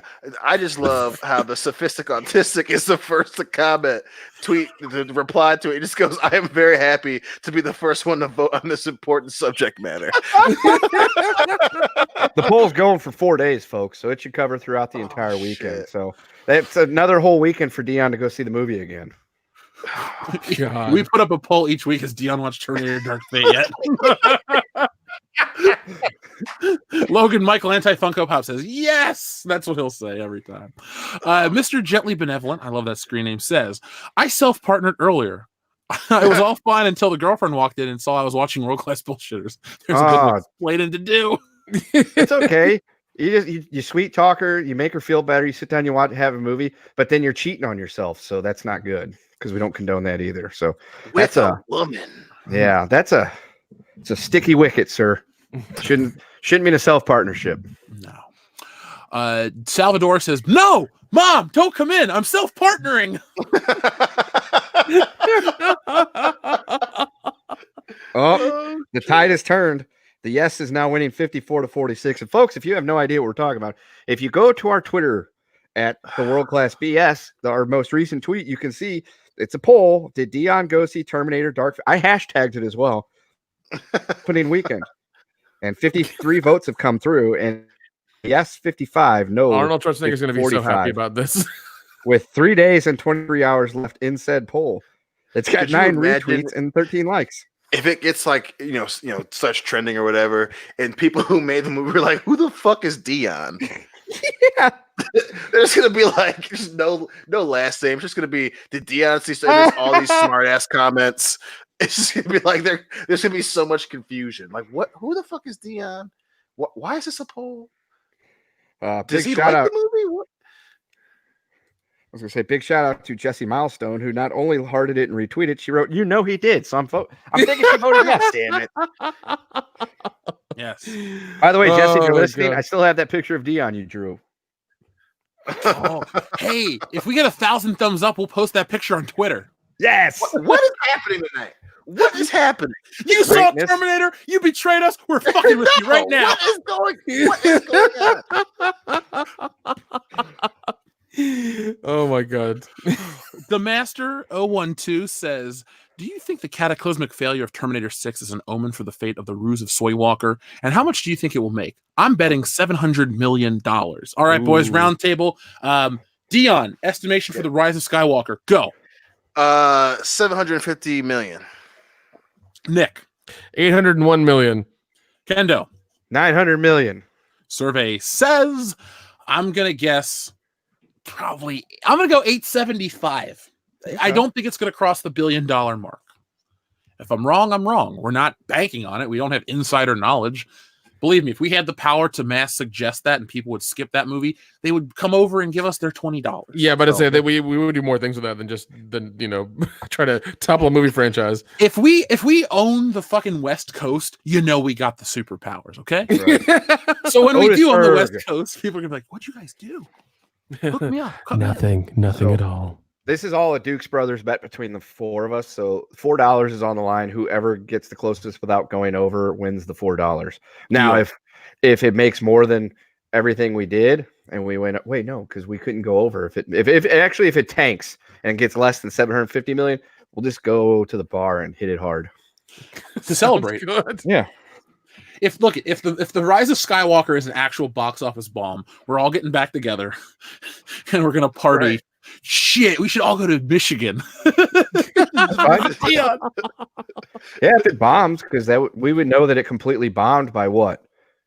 Middle of January. Yeah. So then we can No, just you come out to California. There we go. We'll go to Lucasfilm's headquarters and make fun of them. We'll do like what the 72 Dolphins do every time an undefeated team goes down. They have a giant ass party. So from going forward, every Star Wars major supposed Star Wars groundbreaking film tanks, we'll just have a gigantic party. Dion will be our Mercury Morris. Was Don Shula the coach back then? He was. Yes. All right. He I was only know very him from a steakhouse. Yes. I keep forgetting that he has a steakhouse. Motherfucker, you ate there with me. I know Shula's Steakhouse, but that's still. I laughed at when you told me it was the same Shula. That shit is still hilarious to me. He's like, I got a Super Bowl. I'm gonna open a steakhouse. That was an awesome steakhouse, by the way. Holy shit. It was, and that's the most suburban dad thing to do. I'm gonna do that after we get rich from this fucking show. I'm just gonna open a steakhouse, Dion Steakhouse. Well, no. The other suburban dad thing to do is I'll open up a tool shop. Yeah, but Dion wants to make money. Right? He's not trying to open up Dion's hobby shop where he sells fucking Toro motors and models from 1987. Dion's tools. Oh, fucking hobby shop. The Major Spike 9000 says, glad to see the tradition of former child stars growing up to be either a public embarrassment, insufferable, batshit crazy, or all of the above is still alive. Unlike Emma Watson's career. Ooh, Damn. that's true. That's true. Burn. People are like, well, she was in Beauty and the Beast. That made $1 billion. Wait till you see our second to next Star Wars toy video. we got some interesting Beauty and the Beast stuff to show you. Beauty and the Bestiality. Ooh, coming soon to a theater near you. A Tijuana story. Directed by Don Julio Iglesias. Scott Hudson retracted his message. Scott, thank you anyway. The Fixer says Brie Larson, most unlikable actress. Emma Watson, I'm self-partnered, becomes most unlikable actress. Brie Larson surprised Pikachu face. Can I just for 1 second tell you I have fallen in love with those stupid cat memes? The one with the woman screaming at the fucking white cat. Oh, yeah, yes. Don't feel bad. I love those too. Those are really fucking good. Those are really fucking good. Yeah. I think Go ahead. Go ahead. I was gonna say, because of my impending like cohabitation with a series of cats, I look at that and go, I get that now. Before I was just like, I don't get cats. It's so goddamn funny. I think the one that I saw that's my new favorite was the OK Boomer one. That's a thing now. Holy shit. Yeah, where the cat says OK Boomer. Oh god. I don't know. One of my favorites is still the one where they made the girl the Team Rocket, and they made the cat look like a Pikachu. That one still fucking cracks me up every time I see it. That is a good one. That is a good one too. So my only thing was that like in that episode of Angry Whatever Wives it was that a thing that she was screaming and there was just a cat sitting there? No, she was just screaming or whatever, and people have taken that picture. Actually, the cat has its own Instagram. It's called Smudge the Cat or Smudge Lord or something like that. I actually looked into this because I went to Know Your Meme to figure out where the hell this cat thing came from, and the cat had its own Instagram or something to that effect, and for whatever reason, the owner had a plate of asparagus or some shit sitting there. The cat jumped up in the chair and kind of looked at it and was just like, and he happened to get it on video or something to that effect and decided to crop out that picture and turn it into it went viral, and then everybody kind of mashed it together. That probably was the greatest origin story I've ever heard in my life, number one. Number two, I just love your recalling. He had a plate of asparagus or something, and the cat just jumped up and goes, ugh. And I keep seeing the fucking picture of the cat. And I just imagine like his wife or something screaming at it for some reason. And God damn it, that means he doesn't have a wife, Dion. He's self-partnered.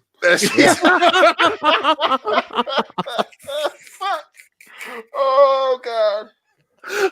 Lost Jedi 22 says this is in regards to Emma Watson. So if she's drunk, is it self-rape? Oh. Was she too drunk to consent to herself? Spicy meatball. Trevor, what if she sends her? What if he sends herself a masturbation video? Is that revenge porn? Oh, damn, dude, that's an important question. That's a hurtful thing to do to yourself when you break up with yourself. Yeah, I'm just saying these are questions that must be answered. This is there why needs to be guidelines for self. Can we get a self-partnered rule book, please? Yeah, we need that. Being self-partnered with Emma Watson. First step to being self-partnered, being unlikable. 2, being smug. 3, well, those are the same thing. Fuck it. Moving forward, Trevor RN says they both have wood. Plank versus stick. Infatuated. So that's in regards to Captain Marvel and Hermione Granger. That's yeah. Flat Larson. You remember Flat Stanley? From that episode of King of the Hill, it's like that little paper man. We should. Oh, do we want to start one? It's called Flat Larson, and we just mail pictures of Captain Marvel to schools. We could get that trending worldwide. Just like a regular picture of her, and it'd be like on the back, and like you have been chosen to take Flat Larson out, take photos, and send it to whatever. Oh my god! Yeah. All we need is a Twitter account and a hashtag, and we can do this. Hashtag Flat Larson. I swear to God, if this trended worldwide, I'd be the greatest achievement of my week. We still haven't gotten a candy ass Brian Lape in the chat either. Yeah, I'm very upset. Nobody's getting Alita. Oh well. No.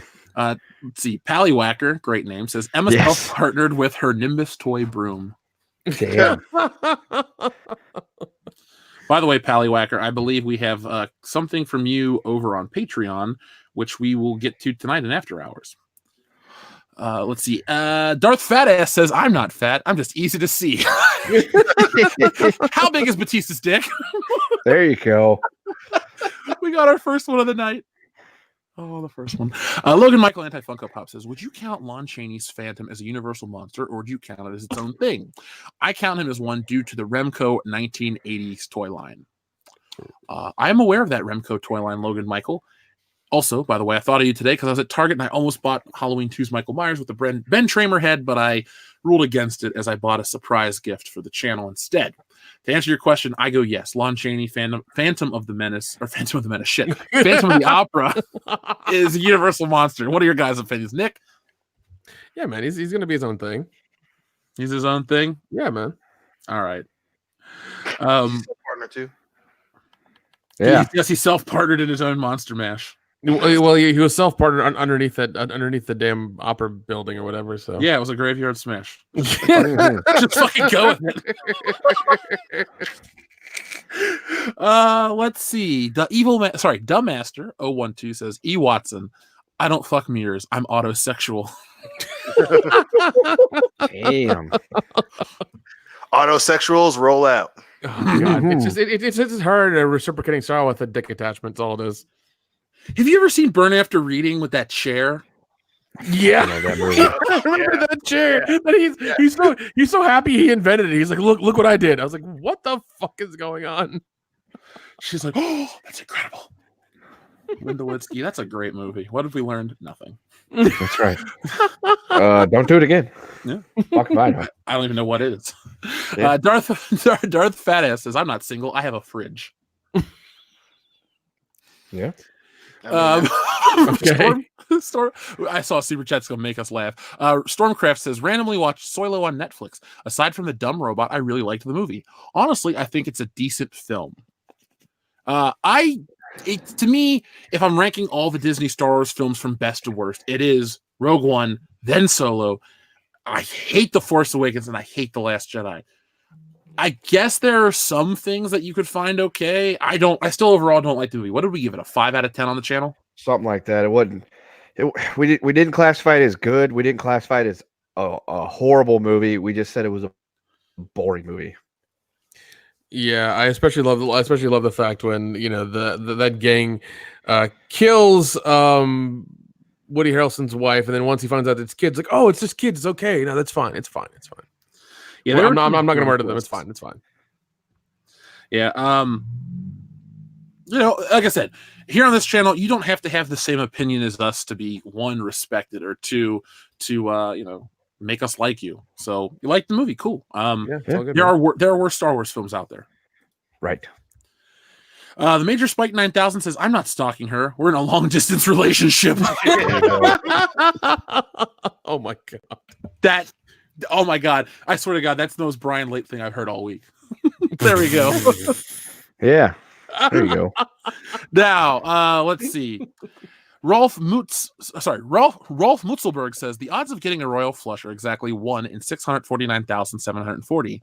The fear of the number 13 is called triskaidekaphobia. Jeffrey Epstein did not kill himself. I love you, Rolf. No homo. Anyway, Sean E says High Council on life support. No, the High Council just, I guess, needs a facelift or a new. What did Doc Brown get in Back to the Future 2? They repaired his major organs, new blood, change of blood. Yeah. All kinds of We'll do that. I do love when there's when the High Council gets skipped, everybody freaks out. Like, it's over, it's done, it was good while it lasted. Like, really? Well, the thing is, it's like when it's our week, we announce it. Properly. We get the people and we have the show. When people on the week that it's not ours and people are like, where's it at? I'm like, it's not my week. If it becomes a thing where it's a world-class bullshitters show and we have a rotation of guests, then it'll be different. But it's not dying. It's not dead. Realistically, we're getting to the holiday season. It's kind of hard. But if it's going to become a thing where, I won't be here next week for the High Council. That's something that I had told the guys many weeks ago. But if it becomes a thing, we're not going to let it die before the Rise of Skywalker. To me, if the High Council dies before the Rise of Skywalker, then Disney wins and the Fandom Menace takes a big loss. But that's not the case. Yeah. So we will personally see to it the High Council survives through the Rise of Skywalker. Yeah, and into 2020. Even if it's just me and Jeff talking about nonsense for 2 hours, we will make it happen. So Han Solo's red blood stripe, is it better than the yellow blood stripe? I don't know. How could a yellow thing be called a blood stripe? Kendo, tell me. Well, you see, what had happened was he had some paint and he spilled it, and it happened.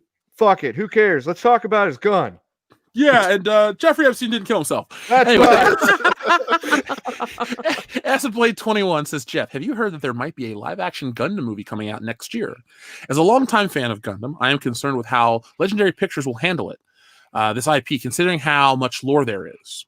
Well, Acid Blade 21, I have not heard about the Gundam news. Has anyone here on this show heard about it? I did. Nope.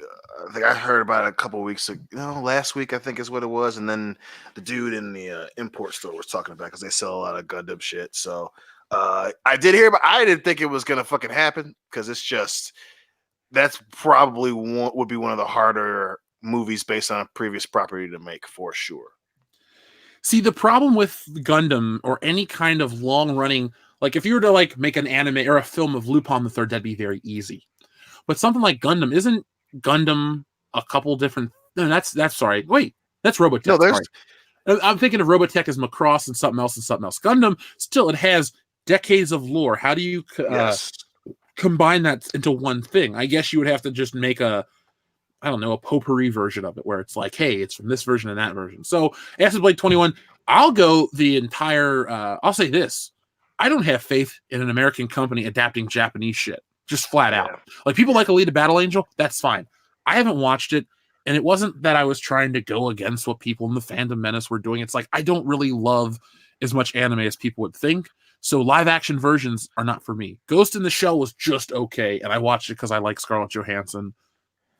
Sorry, I'm not sorry. But if they were to do it like the Cowboy Bebop thing, I'm very hesitant. I wish John Cho didn't get hurt, but I also wish they wouldn't make it. If they were to do like they're doing a Lupin the Third movie in Japan, it's CGI. I would love to go see it.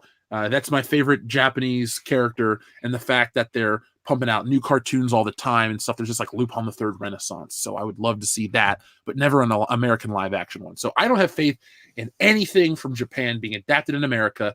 Because if you just don't have respect for it, you don't understand it, the cultural differences.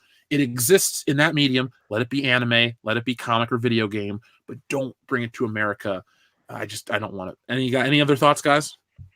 That's a great way of putting it. It's tough to fucking do, especially, and again, I'm not a huge anime fan either. Very little anime experience on my part as well, but it's when it's got so much lore and it's been around for so long, like fucking Gundam and all the different Gundam iterations, outside of, and then, over here, there's an obsession with having fucking, origin stories for a fucking franchise, as opposed to, when they do a different iteration in anime, they fucking care about it and they want it to be an enthralling story, so. Yeah, it's way too fucking tall a task for someone to pull it off over here. See, now the question I would have too is, so let's say there's a specific Gundam pilot or whatever that's some dude and they change it to a woman, this, that, and that. And they try to say, oh, we're trying to make it more progressive. Does that become the cultural appropriation thing? Does that become the, the woke Hollywood kind of folding in on itself like a black hole where it's like, oh my God, we've taken something Japanese and we've ruined it and made it this and that. Like who's the most, oppressed group that gets pissed off? That's the kind of argument you would have online. It would never be about the quality of the film. It'd be like, oh my God, we did this and that. It's like, fuck off. Just don't make it, make Pacific Rim 3 that no one will go see. Right. Sire J. Longstroke says, Disney owning Star Wars is like a bully who steals a kid's favorite possession and taunts the kid by saying, it's mine now and there's nothing you can do. Well, Sire J. Longstroke, sometimes you get fed up like Ralphie from A Christmas Story and you beat the shit out of Scut Farkus. So yeah, the Fandom Menace is Ralphie. Disney is Scut Farkus. Maybe we won't beat him outright forever, but there will be a time where we stick it to him. Mark C says, Jeff has time for the World Class Bullshitters bonus episode, but not time for the High Council. Well, that was Monday. But that's, I guess, the case. That's what tonight is, though, folks. I think we have a great turnout, and a lot of people are having fun. And we're going to read the super chat, and then we're going to go on to the next segment about C-3PO. So Thunder Robots says, number one, the future shouldn't happen if John Connor dies, because if Connor dies in the past, he won't become the leader of the Resistance and defeat Skynet. Now, Dion, you're the only one here that saw Terminator Dark Fate. What do you think about it? Kendo, what's more likely? Dion saw Dark Fate or Jeffrey Epstein killed himself? I'm going to go with Dion saw Dark Fate. Okay, cool. What is happening? I don't even know half the time. I'm staying on the poll, though. With 166 votes in, Yes, 46, no 54. So come on, people. We need those votes. We want your opinion to be heard. We want you to say yes on Listen, Proposition I said Dion before, when I it's on said again, there's Terminator such thing 2. as wrong opinions, and y'all know I didn't go see that goddamn movie. The nice thing though is it shows how much support Dion has in our community. So, like, Yes, hey, 53% support. yeah, good job, Dion. Love you, I'll man. take half the people. Those are the Take audio. half the people. So I don't really have an image for this, so we're gonna just look at an image, a generic one, and we'll move forward from that. So, Dion, what are your Yes. opinions on C-3PO? Very annoying character, but he is a great addition to the story, in that he's one of those characters that are kind of along for the ride until he's useful, and then he kind of goes back to being along for the ride. As a kid, I still found him annoying, but he had some very Star Wars specific moments, and he's you know what you're getting with C-3PO. He's not going to do something out of character like fucking jump in front of a fucking bullet, but he's just one of those NPC characters that you know what you're getting every fucking time. Hard to fuck up. Real quick shout out to Craig Thompson. He says, I found the World Class Bullshitters from the Force Awakens review shortly after the film first came out. Well, Craig, thank you for sticking with us the whole Thanks, time. buddy. I'm going to put that actually back in the video because our channel's grown so much since then. And I really want people to hear my initial thoughts, just how heartbroken I was that night. Nick, you were there. You're on the fucking video. I didn't know who Kendo was. And Dion, you were stuck watching the movie by yourself. Didn't we do a special episode of just us talking about that? Yes, we did, because I went and saw it. Did Dion come in later, or did he just because he missed it? Because I think he got the wrong ticket at the wrong time or something. No, I think I just didn't get a ticket till the next day. Are you telling me that the tickets were hard to find because that film actually had hype, and this one that you can still buy tickets for right now for opening night doesn't? I think that's a fair assessment, my guy. Yes, sir. Okay. Cool. By the way, chat, what's the story with Jeb? The life of Jeb, planet of Jebs of the apes. Who is Jeb? Like Jeb Bush, or is there another Jeb? Jeb. I'd like to think that's who they're talking about. Is Jeb Bush? Maybe it is. Maybe it is Jeb Bush. Maybe he's trying to become like the next Sith. Sith Lord Bush, Darth Bush, Darth Bush. Yes. By the way, for those asking in the chat about our PO Box video, I'm gonna go film some stuff next week. I'm very behind, but I'll make it happen. I apologize for the delay. I bet my PO Box hates me. They're just like, dude, you gotta come in every week. It's like, sorry, you don't realize You gotta come in every with. 2 days, or this is not gonna happen. You have to come in 2 days. Oh, okay, cool. So no, have you guys? To the C-3PO point, Nick, Kendo, do you have anything you'd like to add about C-3PO, or he's there? Yeah, he's there, He's man. there. Yeah. Okay. He serves a purpose. He shows up. He's there when they need him. He deciphers things. He gives out, information. Gets annoying as shit. Tells the odds when you don't want him to. Gets blown up at inopportune times. Kendo, the decision we made to have you be a permanent member on this show was the right one to make. I completely agree. I mean, we can make that a Twitter poll too. Was that the right decision? And then there will be one vote cast, and then I'll close the poll. Yeah. It's yes. 100% overwhelming majority, Jeff. With one vote, yes. So do me a favor, guys. Go to the messenger. I sent you a picture. We're gonna do something that we do on the High Council. So you know how Ethan will read some tweets in funny voices. Yes. Yeah. Because this is a Star Wars segment, we're gonna do the same thing. So guys, you see the message I just sent to the group? Yes. All right, Dion, please read me Jenny Nicholson's first tweet, top left corner. Jenny Nicholson's first tweet. Excuse my 2 cents, but if old actors can't play ball about not being the main character, they should leave the ball and go home. Yeah, I don't agree with her at all. Thank you, Jenny from Brooklyn. Yeah, Jenny from the She's block. on the block. You just suck a little, now you suck a lot. Nick, would you read us Lindsay Romaine? Right next to Jenny Nicholson. Please. Oh God, I see it. Yeah, I'm trying to figure this out. Hold on. I need to act like I went to Brown University. My parents paid for everything. I'm rich. I'm white. Okay, I got this.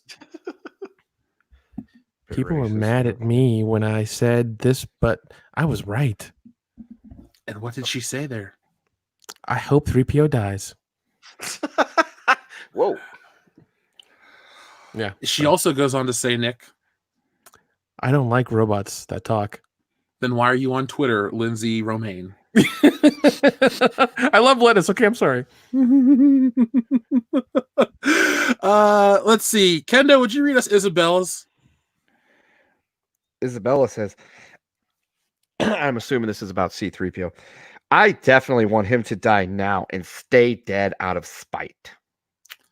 You can't kill Goldenrod. He's a permanent resident. So That's sorry. right. Lou says, I can't wait for Ben to kill that golden boomer. No. C3PO was born in the 50s? Yeah, He's I a guess so. boomer? Yeah, about to say, I was like, what? So my point is, the shit Anthony I'll Daniels read the next said. one. Okay, go ahead. You read it. C3PO was always a side character and the most forgettable in the OG trilogy. Really, the most OG or the most Most- forgettable? The The most most forgettable. forgettable in the OG. I thought, oh, God. I'm pretty sure Lobot has less to do than C3PO. Just Yeah. saying. Just Yeah. saying. I would rather watch a C3PO origin story. Oh wait, I did. It's called Episode 1 than anything. Hey, I'm still waiting for my mouse droid movie. Okay, I'm waiting for that. Sorry. Anyway,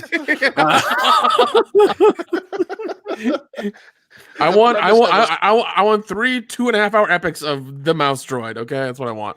space upskirt shots. That's all it is in the Death Star. There's like 6 women on this thing. We got to get a lot of footage. We'll sell to the Emperor. We'll sell to him for space credits. So I was bothered by the lack of respect they showed Anthony Daniels. Look, C-3PO is not my favorite Star Wars character. He's not many people's favorite Star Wars character, but Nope. I do feel like you shouldn't wish either death on his character just because he's like, I don't really like this new stuff. To me, that's very representative of Disney Star Wars. Like if I said, I wish Rey would get impaled by a lightsaber and the Death Star would fall on her. Oh, you're a sexist. Well, you're kind of targeting Anthony Daniels. He's an old dude. Think he's gay. Like, why are you going after that guy? He seems like the nicest person involved with this shit. Because this is the far left, and this is their knee jerk trigger reaction to anything that an old white dude, regardless of what they know about him, says about something they love. Oh, sorry, a female led franchise that as well. So yeah. So to me, it's nice that Mark Hamill says shit. C-3PO says shit. John Boyega's not defending Rey anymore. What did John Boyega say recently? I missed that whole thing. Somebody posted. Oh, go ahead, Dion. So someone was saying that I can't remember who it was, but they were saying that Rey was a better Jedi than Anakin and Luke combined, and that they said that she was a better, more powerful Jedi, and that she would be able to beat Anakin. And John Boyega, God bless his Boyega heart, he goes, "Yo, I'm sorry, but Anakin would spank me and Rey. No," and he goes, "No contest or something." Well, at least Boyega's thinking right. Well, now he is because he's on his way out. He's like, peace. Once the movie comes out, I'm done. He's got to get other work. Well, no, if you look at what he did during the Star Wars movies, he was doing everything and anything to get out of being that that guy from Star Wars. Well, your Star Wars movie has to become culturally relevant to become typecast. Exactly. It's funny. Everybody wants to shit on Anthony Daniels and Mark Hamill, but it's like maybe they were in one franchise, but everyone on the fucking planet knows who they are. Oh yeah, dude. Yeah. Sorry to break it to you, but that's the reality of all these characters. Yeah, I have a C-3PO toy signed by Anthony Daniels. By the way, whatever this Jeb shit is, I fucking love it. I just want to know what it is. That's all I want to know. Just want to know what it is. Assault on Jeb. Yeah, Jeb Lander, Jeb for Vendetta, the Jeb identity. This is better The than born the fucking... subjebacy. Jeb hard with a vengeance. I love it. Throw Jeb from the train.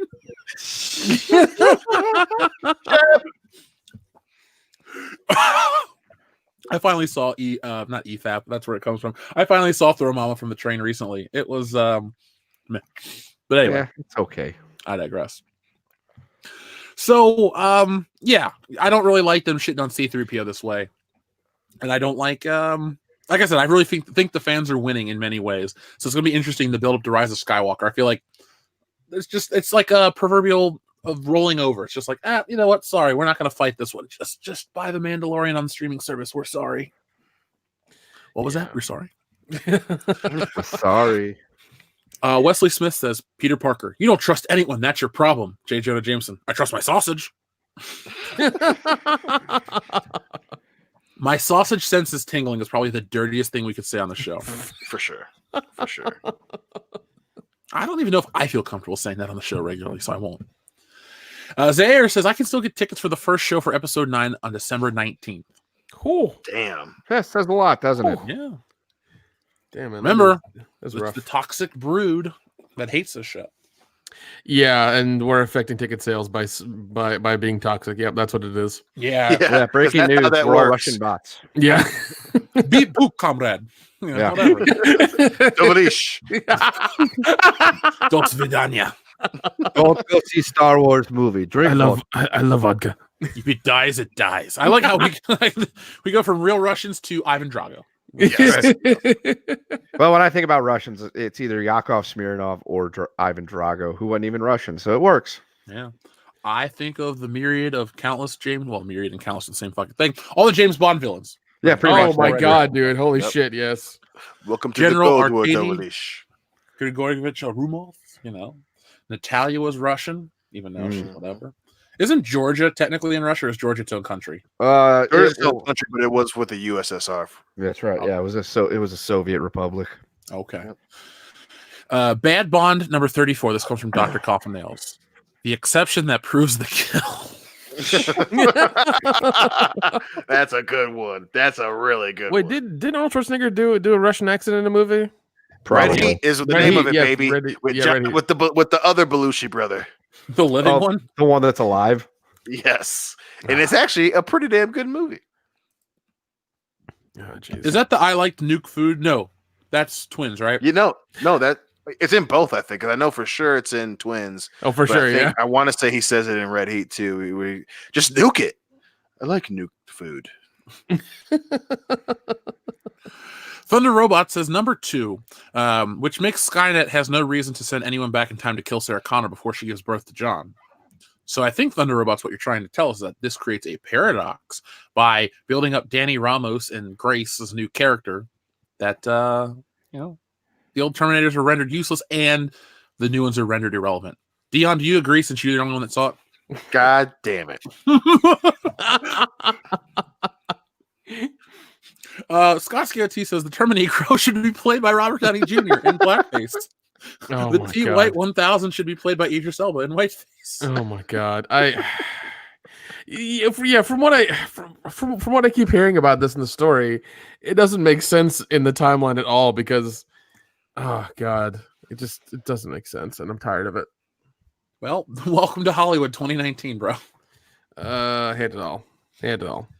I just want to go back to that. I think it was Esquire, but where they were, right when the trailer first came out, and they were like, "Oh, it looks great," and he ended it with the kiss of death that the future is here and the future is female. I want to go back and read that fucking comment section now because it's like, you sure about that, buddy? Because $120 million in the hole says the other direction. It's on the fact that it's three females are in the movie and everybody hated it because it's because people are tired of fucking reboots, man. That's why. Well, reboots and destroying shit. Again, we said it last week. We fucking love badass action movies led by chicks. I mean, you do it the right way, it's fucking awesome. But if you start with an agenda, an ideal before you finish a movie, you fucking sacrifice huge parts of what it takes to make a good movie just so you can say, hey, look at this thing that we did, and clearly, again, they can blame on whatever they want, but you can't fucking hide $120 million loss. You can't you can't blame it on the vocal minority, man. People don't want to see fast-tracked bullshit just to make fast-tracked bullshit. That time is over. We're not living in the world where the internet doesn't exist and you can kind of get away with making shitty movies.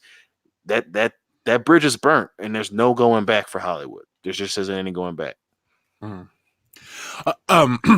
Lonnie Holcomb says reboots are for losers who can't give us fresh content. I agree. I'm against reboots highly. I don't, especially horror ones. God damn, I fucking hate them. Oh man. So how do you feel about a horror movie like Halloween 2018 that negates everything post the original Halloween and then gives you a new timeline? I mean, once again, we got honeydick hardcore with that one, you know, especially with the whole like swerve with the new Dr. Loomis, which she fucking says that line and I hate it. My mom actually watched that recently when I was home, and she was just like, "What?" I had to explain the whole thing to her, and she's like, "This doesn't make any sense." I'm like, "Yes, welcome to what Hollywood is doing now." Yeah, you know, she didn't like it. She didn't like it at all. You know, she prefers the one of her being in the hospital and that whole thing and stuff. So yeah, but yeah, I that's probably the second or third time I've watched that movie, and I'm still just like, no, I'm not a fan, and I'm not going to buy it. I don't want anything to do with it. It's just going to stick there. And I mean, I guess Jason Blum's going to make more money from 2 and 3 that's coming out. So you know, whatever. Thunder Robots. I'm going to read his next 2 in a row since Earl meant to you on Super Chat, which means there's no Terminator remains to be found and reverse engineered and give birth to Skynet. So they just created a universe ending paradox. Granted that it's the worst case scenario. The paradox may just be limited to our own galaxy. Oh, fuck, man. Dude, the Doc Brown reference was spot on. Thunder Robots. That's for you. especially on. Well, no, that was yesterday. Yeah. We're a little late. There's nowhere in the world where it's still the 5th of November. No, this shit all runs together after a while. I did see other people that did the Back to the Future thing, and I was very happy about that. So yeah, I'm so tired of the V for Vendetta one. It's like, yo, Back to I the saw Future. well the good thing is I saw like 2 of those, but I saw like way more Back to the Future ones than I did see V for Vendetta. So I was like, all right, good. People are One of them was catching on. mine. Well, no, there was some guy I know that I work with here from the film group, and he put it up as well for the Back to the Future thing. I was like, good for you, man. Good for you. Next year, we're going to celebrate Flux Capacitor Day. That's our new holiday. Yeah. The 5th of November next year will be on a Thursday. Do we all have to bust our heads open on the fucking toilet to do it? I mean, I'll wear my t-shirt. No, but you don't have to, but you can. It's optional. I choose to just not hang a clock on the 5th of November. Yeah. There you go. I'll wear my Flux Capacitor t-shirt all day and be like, don't fucking talk to me. I'm, thinking about the hollow day that is today. False fucking Libyans, man. Right. Libyans. That didn't happen on November 5th. That happened on October 21st. 1987. Or 5. Wow. We both fucked up. Yeah. Oh, shit, we're not even fans of the we're not. We've lost our fanhood to Back to the Future. Well, You guys are just the vocal minority for that goddamn franchise. Apparently. What? Pieces of shit. Harvest Valley, Massachusetts, right? That's where Marty McFreaker was there. Massachusetts. Loki Lysmith says, I'll watch Cats on 7G. Oh, wait. See, I will watch Cats on 7G. Oh, the syllabin? Will you? I don't even know what you're asking me. 7Gs? We're only on 4G right now, and 5G is becoming a 5, thing. bro. He must be from dude. Time travel is real. Yeah, he's from the future. He's from like 2 years from now when they have 7G phones. Oh, he's Mike Zero, but like useful. Yeah, not a useful idiot. God damn. Data Racer, hail thud indeed. Go vote on our poll. Vote yeah. We should really try to get Elon Musk to sponsor us as like his future entertainment brand. Like, we're perfect. We're the face of a new generation. We're like Pepsi, but wait, it's Coca-Cola that will clean your toilet. Never mind. What? Dion's special horse, Little Biscuit. Yay. Said, hello, Dion. Should I get the mask? Do it quickly. All right, I'll get the mask. Hurry up, quicker. Thank you, Dion. You're welcome, buddy. Oh, jeez. Grand Theft Auto Jeb City. Clarence, that was beautiful. I want to hang out with the EFAP dudes again. Hello, Dion. God damn it, Harrison Horse. Get out of here. Get off my show. Dion, Y'all out. how are you doing tonight, buddy? Why does he sound like Richard Nixon from Futurama? Because he's not a crook. I am not not a horse. crook horse. When the horse does it, it isn't illegal.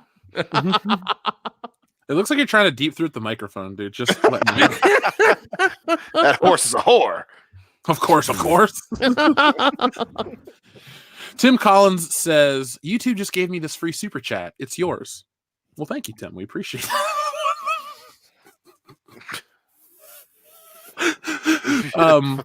Loki Lysmith says, Mel Brooks will always be spot on.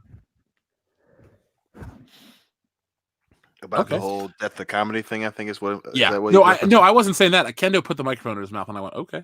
Yeah, no. Okay. We're gonna Kendo. God damn it. You're breaking my stride, man. Mr. Gently Benevolent says EVS did not have gluttonous with that pie. EVS and his pies. I'm gonna hang out with EVS over Thanksgiving. Well, not break. I'm not in school anymore. I don't wish I was either. But I'm gonna go take him some pies. Nice couple of some pumpkin, a Dutch apple, and chocolate cream. And I'm not bringing him any fur pie. No. Never. Take him a bean pie, but put like a crust over it so he doesn't realize what it is at first. Is that kidney bean pie? Wait a minute. Both of those are a thing? Long story short, Ethan likes pie. He does? Oh my God. Modalicious says reboot. Luke finds Patrick Duffy in the shower. Oh my God. Wow. Nice Dallas reference. What's Family Guy? Zaire says, if you were tasked with rebooting the sequel trilogy and you had to make it, who would you cast in the lead roles for Finn, Poe, Rose, and Rey? Idris Elba as Rey. Michael Pena as Poe. Michael B. Jordan as Finn. Scarlett Johansson as Rey because I want to have something nice to look at. Yeah, that would be it. Yeah, that'd be it. That's not bad at all. Because at least those people would be fucking entertaining to watch. Emma Watson is Rey because that would explain why she lives alone on Jakku because she's in a partnership with herself.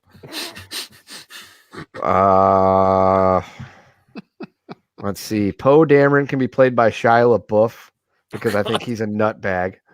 Yeah, he is. And then Finn be played by Finn Wolfhard. That way he can take all his direction really easy. You don't have to change his name and just put a wig on him. Give him like a mullet. Just let him grow a real mullet. Listen. Give him a Jerry curl and give him some soul glow. It's fine. I don't think you're allowed to do that in 2019. He has really curly wet hair. I don't know what the problem is with that. I don't know what the problem is. Just let his soul glow, Kendo. Yeah, Kendo, let his soul glow. Hey, I mean, I'm all for bringing back the Jerry curl.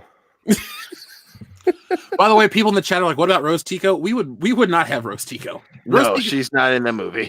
We would just bring back Donnie Yen, but he died. It doesn't matter. Who cares? Disney doesn't. Neither do we. Rose Tico. Yeah, right. Yeah, definitely bring back Donnie Yen. Fuck yeah. Rose Tico would be played by Lily Tai. Is that a porn star? It is. Yes, it is. not Tila Tequila. Nah, I want to get. We don't want any Nazi Asians on our movie. That just makes it weird. Let's get ourselves an actually good-looking Asian. God, I miss her fucking Twitter. Jesus. Lily Ties? No, Tila Tequilas. Oh. What was her real name? Because clearly Tequila is not a natural last name.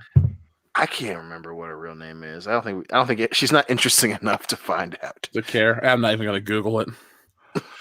George Forrest Jr. Oh, sorry, I got to answer the question. So does Kendo. For Poe Dameron, I would want a real action star. So fine, Henry Cavill. Fuck it, I don't care. I just thought of Mission Impossible because I was watching. Not bad. For Rose Tico, nobody. For Rey, Emily Blunt. Because why not? She doesn't have to be a 20-year-old girl. Why not have her be a lifelong scavenger? She's seen some shit. Why not have the opposite where, it's an old person becoming a Jedi? And then for Finn, God, who would I pick for Finn? Steve Harvey. There you go. Steve! You know what I would pay good money to see is a Power Rangers reboot with Steve Harvey as Zordon. Oh my god. With or without the mustache? With the With- mustache. You with- have to have it. Sure, just making sure. It just he's Bald, just now, is so it like, bald Steve Harvey or high top Steve Harvey? it's Oh. bald Steve Harvey. You can't fit the Gotcha. high top fade in that tube, but you can Right. fit the mustache in. So No, it's like but one or the goddamn other. it, it would be awesome if you could. Planet of the Jebs. That or a remake of Hanging with Mr. Cooper in Space. What would you rather watch, Dion? Oh fuck. Because of the aesthetic of a giant Steve Harvey head, I gotta go with the new Power Rangers with Steve Harvey's fucking gigantic mustache dome. Do you know, folks out there in the chat, if you're skilled with Photoshop, we would love for you to Photoshop us a Zordon with Steve Harvey's head. Man, send it to us on Twitter. And while you're there, vote on our poll. Vote yes that Dion did in fact go see Terminator God Dark damn Fate. it. I didn't see Terminator Dark Fate. You did? Well, I'm glad you finally admitted it. Was the popcorn at least fresh, hot, and buttery? Yeah. Because you're feeling pretty What's- salty. Yeah. How many beers did you drink? The betrayal that I feel right now is immense. My disappointment is immense and my day is ruined. So apparently, we have a Star Wars ad that played before our video for a lot of people. Excellent. Really? Yeah, it's a Star Wars toy ad. That's some Fucking Amazing. serious honor, YouTube. our irony. Yeah, I know, right? By the way, person that sent that picture on, you do not have your bell notification turned on. You gotta hit it. Thank you. George Forrest Jr. says Disney will probably do a remix of the original trilogy without paying Lucas or have his influence. So they're gonna make it somehow worse. Yeah. It's funny, the more that comes up, I don't know if that's just an interesting fan theory or there's a lot of meat to it, but the more I hear it, the more I'm inclined to believe that Disney does have to pay some kind of fee to Lucas, maybe not 25%. So they make it different, kind of like how J.J. Abrams made his Star Trek 25% different from the good Star Trek. So I hate it. I hate if that's the case. Disney, you have billions of dollars. Just pay the fucking fee and make a great movie that'll last the test of time. Mountains and mountains of Star Wars. I'll wait to talk about that later. We learned our lesson the hard way. Anyway, Dr. Coffin Nail says Wonder Woman 1984. How did I miss 1,982 Wonder Woman movies? What the hell? It's got passion, man. Oh god, that's funny. Well, that's actually the perfect transition to talk about one of our other God, I can't. Topics? Yeah, topic. I was trying to type in Gal Gadot Wonder Woman, and I typed in just Gadot, and nothing pops up. G dot. G dot. Buy the Gal Gadot fucking deepfake for $9.99. She is so good looking. But anyway, Mm. I mean, Linda Carter's the OG Wonder Woman. It still looks fantastic. And just because Gal Gadot's hot doesn't take away from Linda Carter being. She needs to work out more. All right, Gal Gadot, she is not. Okay. I don't buy her traps. Oh, You also don't buy her merchandise. Shut up. That's true. To be fair, when I documented the dying Toys R Us, I found stacks of Wonder Woman. I just didn't want to shit on her because I liked her movie. Rightfully so, man. Yeah, I think. Do I have the Blu-ray of Wonder Woman? I do have the Blu-ray of Wonder Woman. I'm clearly not a sexist. So, Wonder Woman 1984 has been getting test screenings, and they're not good. Would you like to hear a little bit about this? Do you want to know more, Dion?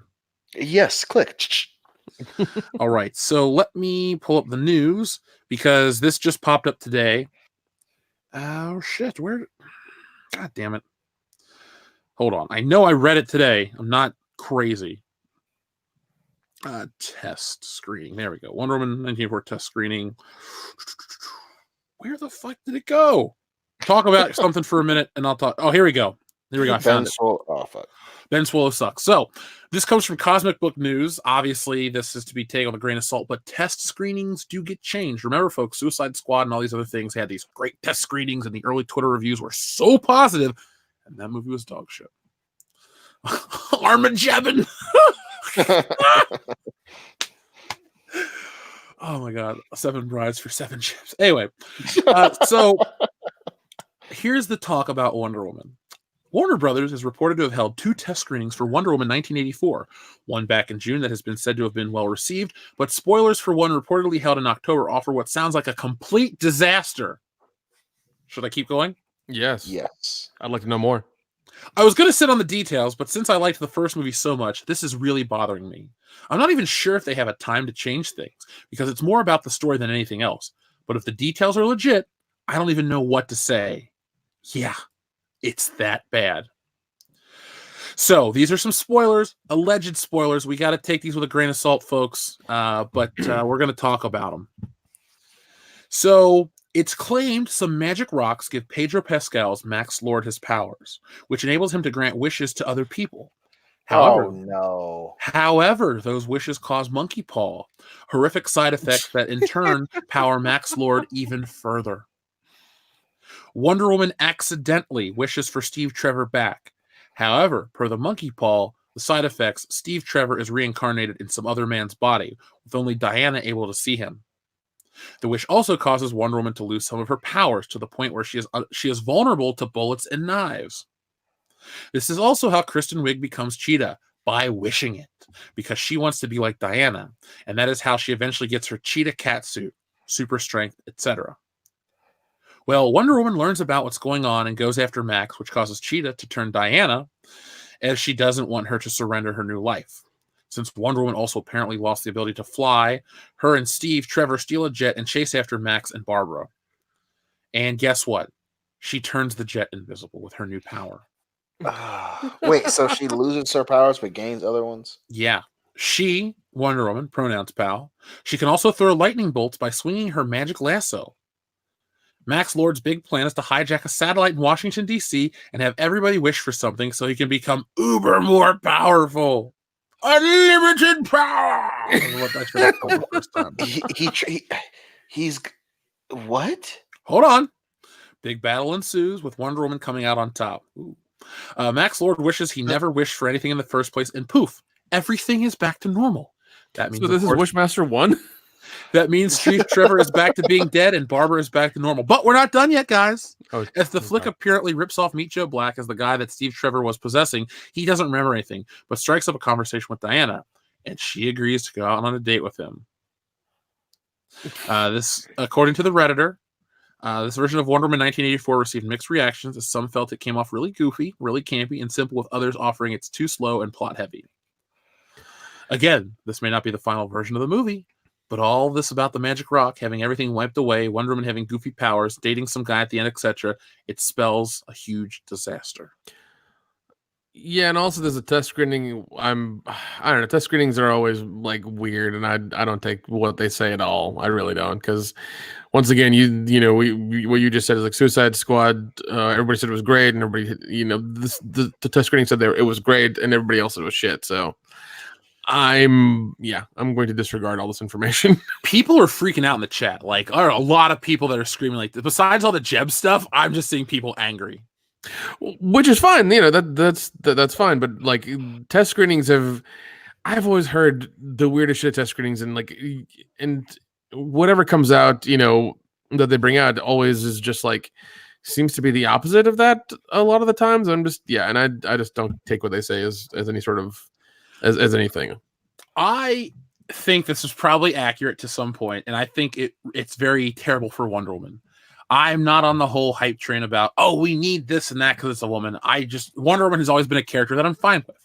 You know, as a kid, you would catch the campy reruns on Sci-Fi Channel. Oh, dude, yeah. And you liked it because Linda Carter was smoking hot.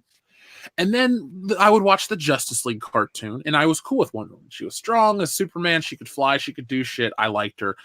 She never felt like a Mary Sue because she had human emotions. She interacted with the coolest part for me in the cartoon is how she fell in love with Batman. You know, a guy with no superpowers, but he could hang it, you know, so Wonder Woman herself would be in love with him. So that just speaks volumes to Batman, not Wonder Woman. I digress. My point is Wonder Woman's always been a fine character to me. So I went into this movie wanting a good Wonder Woman movie. I left impressed, happy. We've been very positive about it. Yeah. Well, Wonder Woman is wonderful.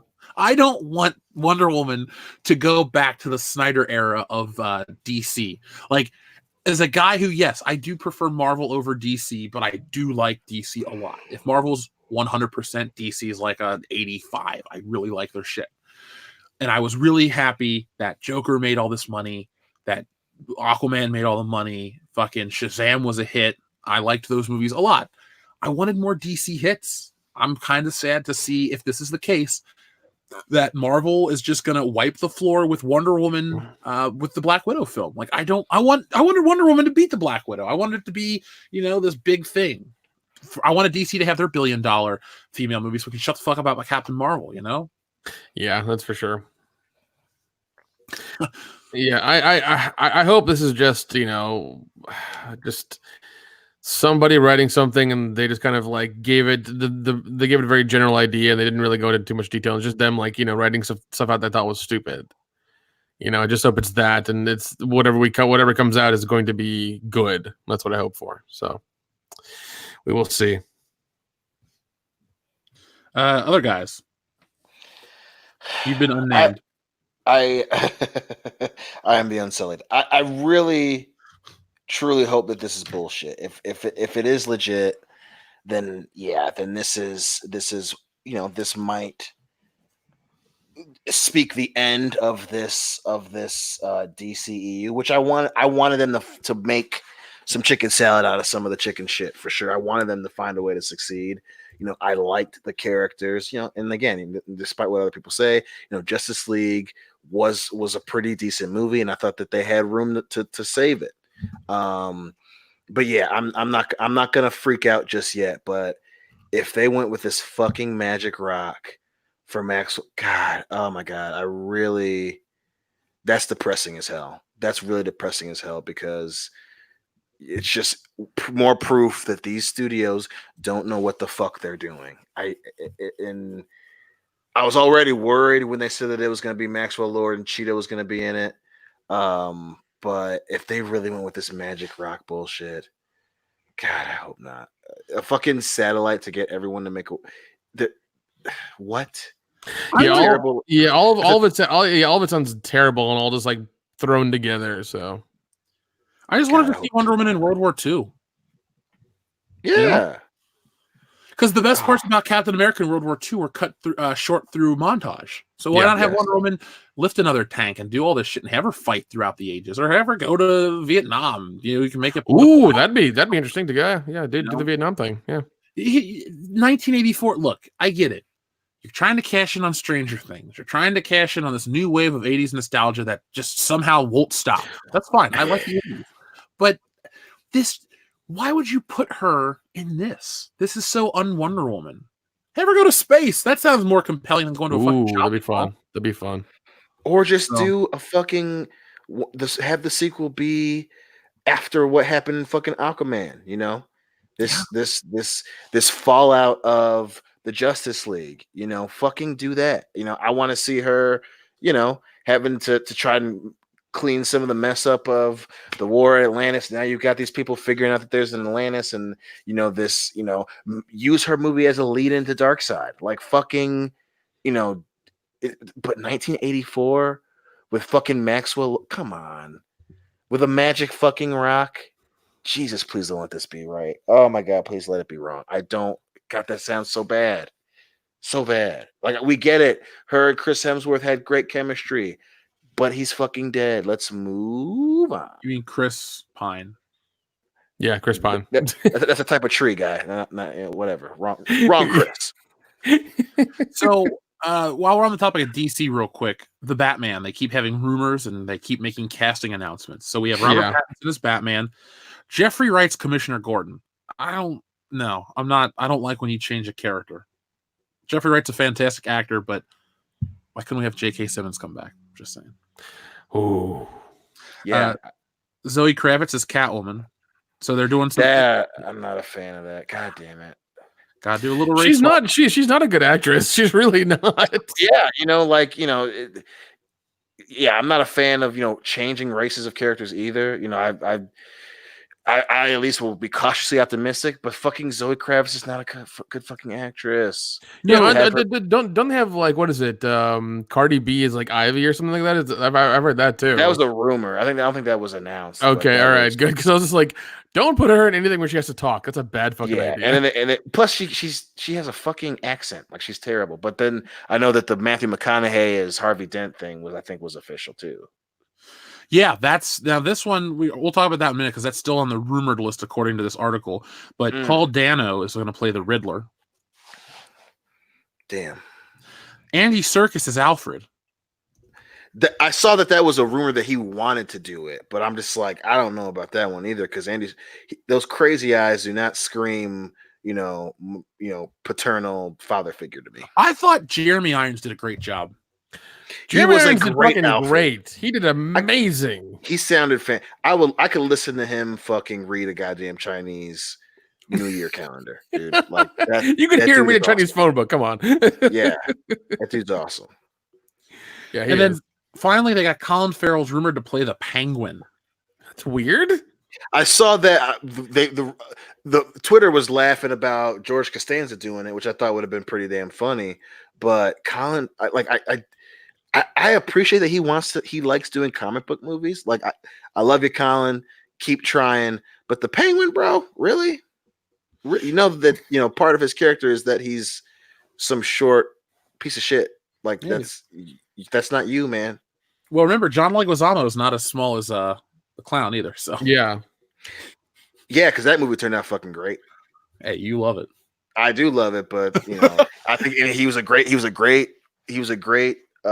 Violator. clown, but thank you, great violator, but Also, according to Wikipedia, Colin Farrell's 5'10". That's a really tall penguin. Yeah. I mean, when Danny DeVito is kind of like this generation's only frame of reference, it's going to be hard to reintroduce the character. right. Now, this is either going to be the greatest cast in a Batman film or the absolute worst. Like, people are like, you got to give Pattinson a chance. Look at this, look at that. I'm like, I'm fine with Pattinson. I'm fine with Pattinson being Batman. I'm entirely fine with that. The surrounding characters, not so much. Like Jeffrey Wright, I love that guy. Him, I don't know. I'm really okay with him being Gordon. That's fine. I just want to see how he does. But I am against the whole like changing the race of the character that is really shitty. But Jeffrey Wright seldom gets, he does things very seldomly, it seems like. So I like him. I like to see him in anything. Well, he's in James Bond, so he get yours. Yeah, that's true. He is James Bond. Yeah. What's her name is Catwoman? I don't understand that. I get you. I get you just want somebody hot to be in a skin tight catsuit. That's fine. That's cool. I get it. But get somebody who can act. The thing is, like, people are like, well, the race swapping. Is she announced as Selena Kyle, or is she just going to be, because Eartha Kitt was Catwoman, and I've never once been like, I always like this, like they're just different people, I guess, that are Catwoman. I don't really get. Oh, look, I love the Adam West Batman show. I haven't seen every episode close enough to where I go like, oh, okay, so this is how this works. It's like a flowing timeline, this, that, and the other. Like for me, if you say, Jeff, what's your Batman? It's the animated series, and then we go into the Michael Keaton shit. But Selena Kyle's white with blonde hair, or brown in the movie Dark Knight Rises. But I guess Zoe Kravitz could be Eartha Kitt's continuation, and I'll just let that one slide. But she is not a good actress. Yeah, no, that's my thing. Like, I don't. Yeah, that particular thing is like she's just not. She's a shitty actress. That's my thing. Is like she hasn't done anything like that's made me be like, oh yeah, she could totally pull this off. Yeah, well, yeah. And again, yeah, like I'm never a huge fan of race swapping for the sake of race swapping.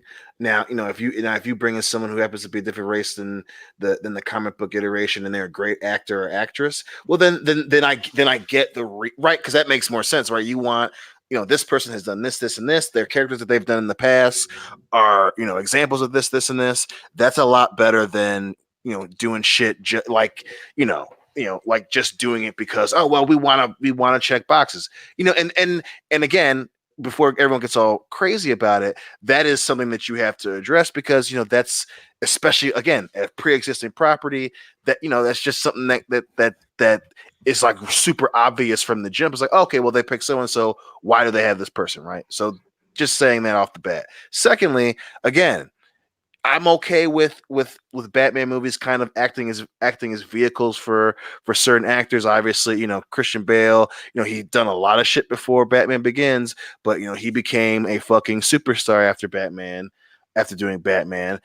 Same with Michael Keaton. Obviously, he was a stand-up guy, and then he became a generation's Batman after doing Batman.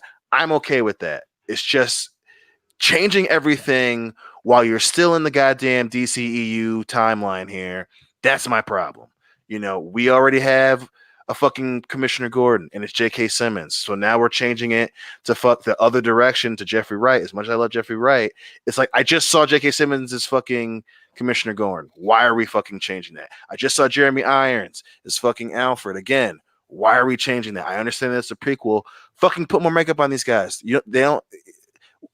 I, I get why. I just don't want it to be a complete fuck up because you want to have random dudes in it while also trying to fucking boost Zoe fucking Kravitz. That's my fucking problem. Yeah, if you look at her IMDb, it's abysmal. Like, Isn't she Hunger Games? Hunger Games and Divergent, I think. Wait, Shit. Actual Lenny Kravitz was in Hunger Games. Zoe Kravitz was in. Fuck, what was it? Yeah, I think the Divergent shit, and then Let's some see. other Spider-Man into the Spider-Verse, Fantastic Beasts, Kin, that movie, which was I thought the movie was gonna be awesome. It was total shit. Gemini, the Lego Batman movie, Fantastic Beasts, the first one, Morris and the Crow, Vincent and Roxy. Yeah, she was in Allegiant, Like the airline? No, yeah, that was a great documentary. I think it's part of Divergent. Is it called Allegiant? No, that's the second one. Yeah, because the first one was Divergent, right? And then Yeah, the second one did fucking terrible, and then the third one was terrible. Yeah, she was. She was also an Insurgent. Is that a part of it as well? Yep. Yeah, Insurgent is a part of it as well. Jesus.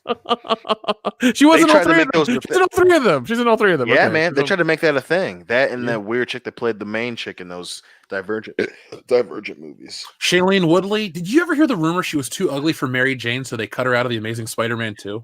I did hear that, and I felt bad for laughing because that's rough, man. Because they were really pushing her, and obviously because she's the main character in the Divergent series, and she looks like a fucking cosplayer. So I'm after hearing that and then seeing the trailers for those other movies, I was like, yeah, I can kind of see why.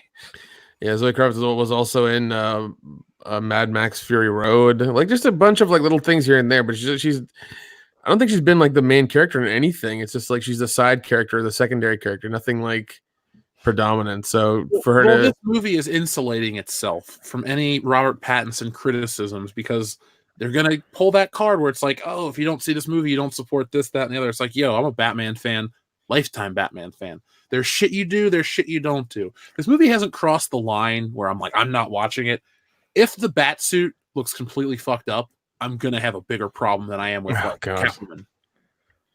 Yeah, and I agree with you, Jeff. We need to have J.K. Simmons as I do like Jeffrey Wright, but if they're already established in that universe, I need to kind of stick with it. Well, right, because apparently, I guess this one's not going to be part of the same unit. Like this is another similar to Joker thing, but it's also going to have its own. If it's they're planning on doing sequels, so it's this fucking weird, not universe fucking project. Which is fine, but it's a one-off like Joker. I guess the plan is for it not to be a one-off, but it's the same idea where it's not the same universe as Justice League. It's not the Zack Snyder universe. Okay. So I guess they haven't officially made an announcement they're going to make sequels to this movie, but the plan is for this to kick off a whole Batman franchise. Well, I'm going to guess right now, and I've said this to Jesse when we were hanging out. I think this Joker film is actually going to be the origin story for this new Batman because there was that old rumor that this film took place in like 1996-ish. And this is supposed to be Batman's like earlier days. Like he's not supposed to be like old Batman, but it's not his origin. Right. So if he was like 12 years old in 1985 and this is an 11 years later, I could buy that you have a late 20s Batman testing this shit out. I prefer Batman and Superman to be older characters, in their 30s. Because the Batman thing just always plays better when he's older. Because you can have the whole Robin thing and the son and the father and all the shit that he lost. But I'm guessing that Joker was always planned to be a backdoor reboot to Batman without telling anyone. And people are caught up in how great the film was and the surrounding drama. Not drama. Well, there was drama with the media and the whole, incel thing. Or excuse me. Was it Partnered Single or whatever it was called? Yeah. Yeah. Whatever that was. Differently partnered. That's what we'll call it here. But no, that was what this was about. But I'm guessing Robert Pattinson's Batman was seen as a child in Joker. I wouldn't doubt that, and that would probably be the smartest thing to do right at this point. And I also remember hearing that this was supposed to kind of be loosely based on year one, and then obviously it's not precisely year one, but it is early Batman, and that they were filming it Like, so Joker was rated R, and this Batman is supposed to be getting filmed rated R, and then they're going to decide whether it's going to be 13 or rated R Batman. So, which if you're using Joker as the official unofficial start to this universe, again, I'll give it a shot. But like you said, it's starting to straddle that line of fuck, I can't go see this. This is going to be Suicide Squad all over again. By the Which way, is weird too, because it's going to come out. You've got the fucking Harley Quinn Suicide sequel, Birds of Prey. Birds of Prey. So like, what the fuck is going on? Huh? Turds of Lame. That's its new name. Can I call that right here on the channel? Birds of Prey, excuse me, will flop in theaters. It's hella going to flop hard. Yeah. It is a remnant of the Zack Snyder era that no one loves. Even fewer people loved when it was new. And it's a reminder of how bad DC was 6 years ago and how they doubled down on a lot of shit to be different from Marvel, when at the end of the day, they betrayed their own identity to become whatever they are. Yeah. So, which is dumb because, like, I just don't. The timing is just so fucking weird for Warner Brothers DC right now. I just don't understand that. Like I said, it's just like it's like they're trying to self-sabotage one universe to kind of start another one while holding on to it with fucking Wonder Woman and Aquaman. I don't get the fucking end game here for them. I don't get it. Yeah, it's weird. They're going different routes for different movies, different kind of things with it, and it's weird. Are they making universe? Are they not making universes? Just making a bunch of movies that are about their characters. Like, what's going on? Right, because it's supposed to come out summer of 2021, right? Yep. I don't. So Birds of Prey is going to be beginning of 2020, and then Wonder Woman 84 is summer 2020, right? And then there's apparently so it's going to be Birds of Prey and Wonder Woman, and then the new fucking Batman movie. But then there was also, they announced that there's an untitled Shazam project that they're supposed to go in production. Yeah. So it's like, what the fuck is going? Like, what the fuck? That and Aquaman. I guess there's plans to be sequels for that. Well, so also, you're gonna do universe, no universe, then or universe, no universe, universe. Well, that, and also remember, I think they still is James Gunn still working on Suicide Squad 2? Yeah. Well, that's still coming out at some point. So, what the fuck? Yeah, I forgot. I tried to forget. I don't know what's going on. Yeah. So this and I say all that to say that compounds on this shit with Wonder Woman. So if Wonder Woman ends up being fucking terrible, are they going to just say, oh, this universe is dead because Wonder Woman isn't doing well, and that gives them free reign to go with this reboot of the universe? I don't know. Because it feels like a setup right now. Like that bad. And again, hopefully it's fucking wrong, but I feel like that would be a perfect excuse for them to ditch this universe and go with Pattinson Batman as the kickoff. That could be what they're doing. They're trying to start two things and seeing which one goes. Whichever one goes, they're gonna attach their stuff to it. So and write it out. Well, we'll see. We got a while. Yeah, it's going to be interesting to see what DC and Warner Brothers do, what they do, because this is just insane to think about. Logan Michael has a fun super chat. He says, "Lost media that you would like to finally see." The original Star Wars cut. Back to the Future, the Eric Stoltz cut. That's my my answer. god. That's officially my answer. Like, I'd love to see the alternate takes of Star Wars cut together, but I have to, in my lifetime, I have to see Eric Stoltz footage. Agreed. Oh god. Like, if you were to say to me this, or ask me this question about 3 years ago, I say, I gotta have the Beverly Hills Cop score. It's never been released. It's lost media, blah, blah, blah. And I'm like, oh, now it exists. So I have what I want. But every single day is a thank you to the gods at La La Land Records for giving me shit. The R-rated version of Galaxy Quest. Wait, there's an R-rated Ooh, cut? yeah. It was originally filmed as a R-rated movie. It got dumbed down to PG-13. Yep. And it's still great. Oh yeah, it is. But like everybody wants the R-rated version because like they want to see what kind of fucked up shit they did. Sigourney Weaver's boobs.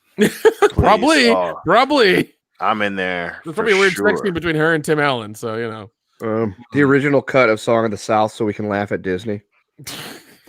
Yeah, Like, hey, there will never be a day. I think there's a big box day. VHS of it somewhere. I think it's super expensive on online, but I will never not laugh at how fucking much Kendo makes fun of the Song of the South thing, because that dude, it makes me so happy every time he brings it up, because that's just hilarious. Like that's like Kendo's Great White Buffalo, and it's awesome. Great White Buffalo.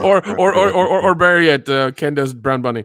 Brown Bunny. There we go. Dude, I was watching Letterkenny, so I started watching through them again because I'm anticipated watching season 7, and it was the one where they were gonna it was something to do with like making a movie, or no, it was the campaign ad for the agricultural hall president. Oh yeah. Yep. And Stuart is telling them to pick their favorite actor, channel it, and Katie Cat says Chloe Sevigny, and instinctively I go Brown Bunny. It's just you programmed yourself to just react to that name all the time now. You make me so proud. Hey, Adam Mead. We have to have a Brown Bunny shirt in the store. We'll have a store sooner than people realize. Yes, we'll have one for you. Doo-doo butter and Brown Bunny. Brown Bunny. Adam Mead says, did Tim Miller just pull a Ruin Johnson? So that's in regard to how Tim Miller attacked fans that weren't embracing grace. She'll play like gangbusters unless you're a closet misogynist. I'd like to say yes, he did. I hate when they say that shit, man. It's just like, if she doesn't do a good job, it's because she sucks. Not because I don't like women and I don't respect them. It's because the person you cast for this thing, the way you wrote this, sucks. I'm sorry. If anything, it's sexist to say that if somebody didn't do a good job, it's because of somebody else's fault. It's men's fault because they're a bunch of misogynists that this woman's performance was unwell received, or however I should say it, when it should be you just weren't good enough, sweetheart. We're gonna find somebody better. We're gonna find a woman that's better than you. Let's look at it this way. She's a female actress. He's a male director. Maybe she did bad because of his own misogynistic bullshit, and that's why it sucks. Right, and that's why you don't say shit like that, right? Because that's why they say in sports all the time, you don't give them fucking bullet board material, right? And we just got done talking about this with Star Wars, because you fucking paint yourself into a corner. You saying that and calling out fucking potential customers of your product, you're painting yourself in a box where you have to fucking make the shot. You have to fucking win at all costs, because you're calling people closeted misogynists and you're guaranteeing that this fucking character is going to be awesome. Well, I mean, and you know what? He fucked up. He fucked up, and he can't go back now. So just like Brian, you can't go back. You can't be like, oh well, we made mistakes, bitch. You can't say you made a mistake because you guaranteed a fucking win, son, and you fucked it up. Well, put it. Look, he's calling bullshit because he's sitting in front and it's like, yeah, Tim Miller. I did Deadpool and I'm doing Terminator with James Cameron and Linda Hamilton and Arnold Schwarzenegger. I'm going to win regardless. Like, no, you're not, because the past few movies of this franchise have been shit, and you're adding to the shit. And the fact that the fact that you thought it's like, oh yeah, we're gonna do this one. It's gonna be a female empowerment movie about fighting the future and AI and shit. That was you're gonna be preachy about it and things like that. And you fucked up. And because people might not like it, you're gonna call them out on it. Potential customers, like Dion said, the hell's wrong with you? Right, it's money. Right. And I think the thing that especially screams out now, I can't remember who said it. I want to say it was you, Jeff, but when he first said that shit. And you were like, this could be a fucked up thing, because this could be him trying to get back at Ryan Reynolds for fucking Deadpool 2. And especially now, it's like, if this guy got fucking hired and he was trying to get back at somebody else, not directly getting back at them, but trying to prove like, hey, I'm still that guy that did Deadpool. I can do no wrong. I'm hitting fucking 3-pointers. This movie's going to be fucking awesome. That's a fucking terrible look, not just for him, but for fucking, James Cameron and fucking and Paramount. Like, you guys fucking made this. You made the same fucking decisions that you made for Terminator Genesis. Like, come on, what the fuck is going on? That people should be losing their fucking jobs after this shit, and especially fucking Tim Miller, because again, going after people because you were pissed at Ryan Reynolds and you were sure you were gonna knock it out of the fucking park. Like, dude, that's a bad professional move. Because now in that corner, baby, no one can bank on you to make another big time movie. You fucked that up too. God damn it, Kendo. Mexi Man and Cheese says, "Hey guys, I run a monthly comedy show in Long Beach, California. My space holds about 150. I'd love to hold a WCBS get together sometime if you're down." Mexi Man and Cheese, contact us. worldclassbs@mail.com, because we have the big Fandom Menace meetup at Star Wars Celebration next year. Mm-hmm. So let's see, how far is Long Beach from Anaheim? Yeah.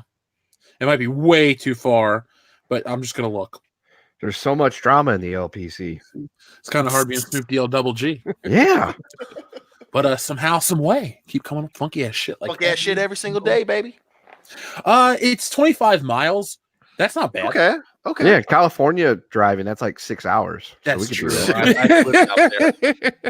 But Mexi Man and Cheese, we could definitely make that happen. I would love to. The guys will come out. We'll hang out. There's a lot of LA listeners. So, yes, Mexi Man and Cheese, contact Kendo. Thank you, Kendo. Thank you.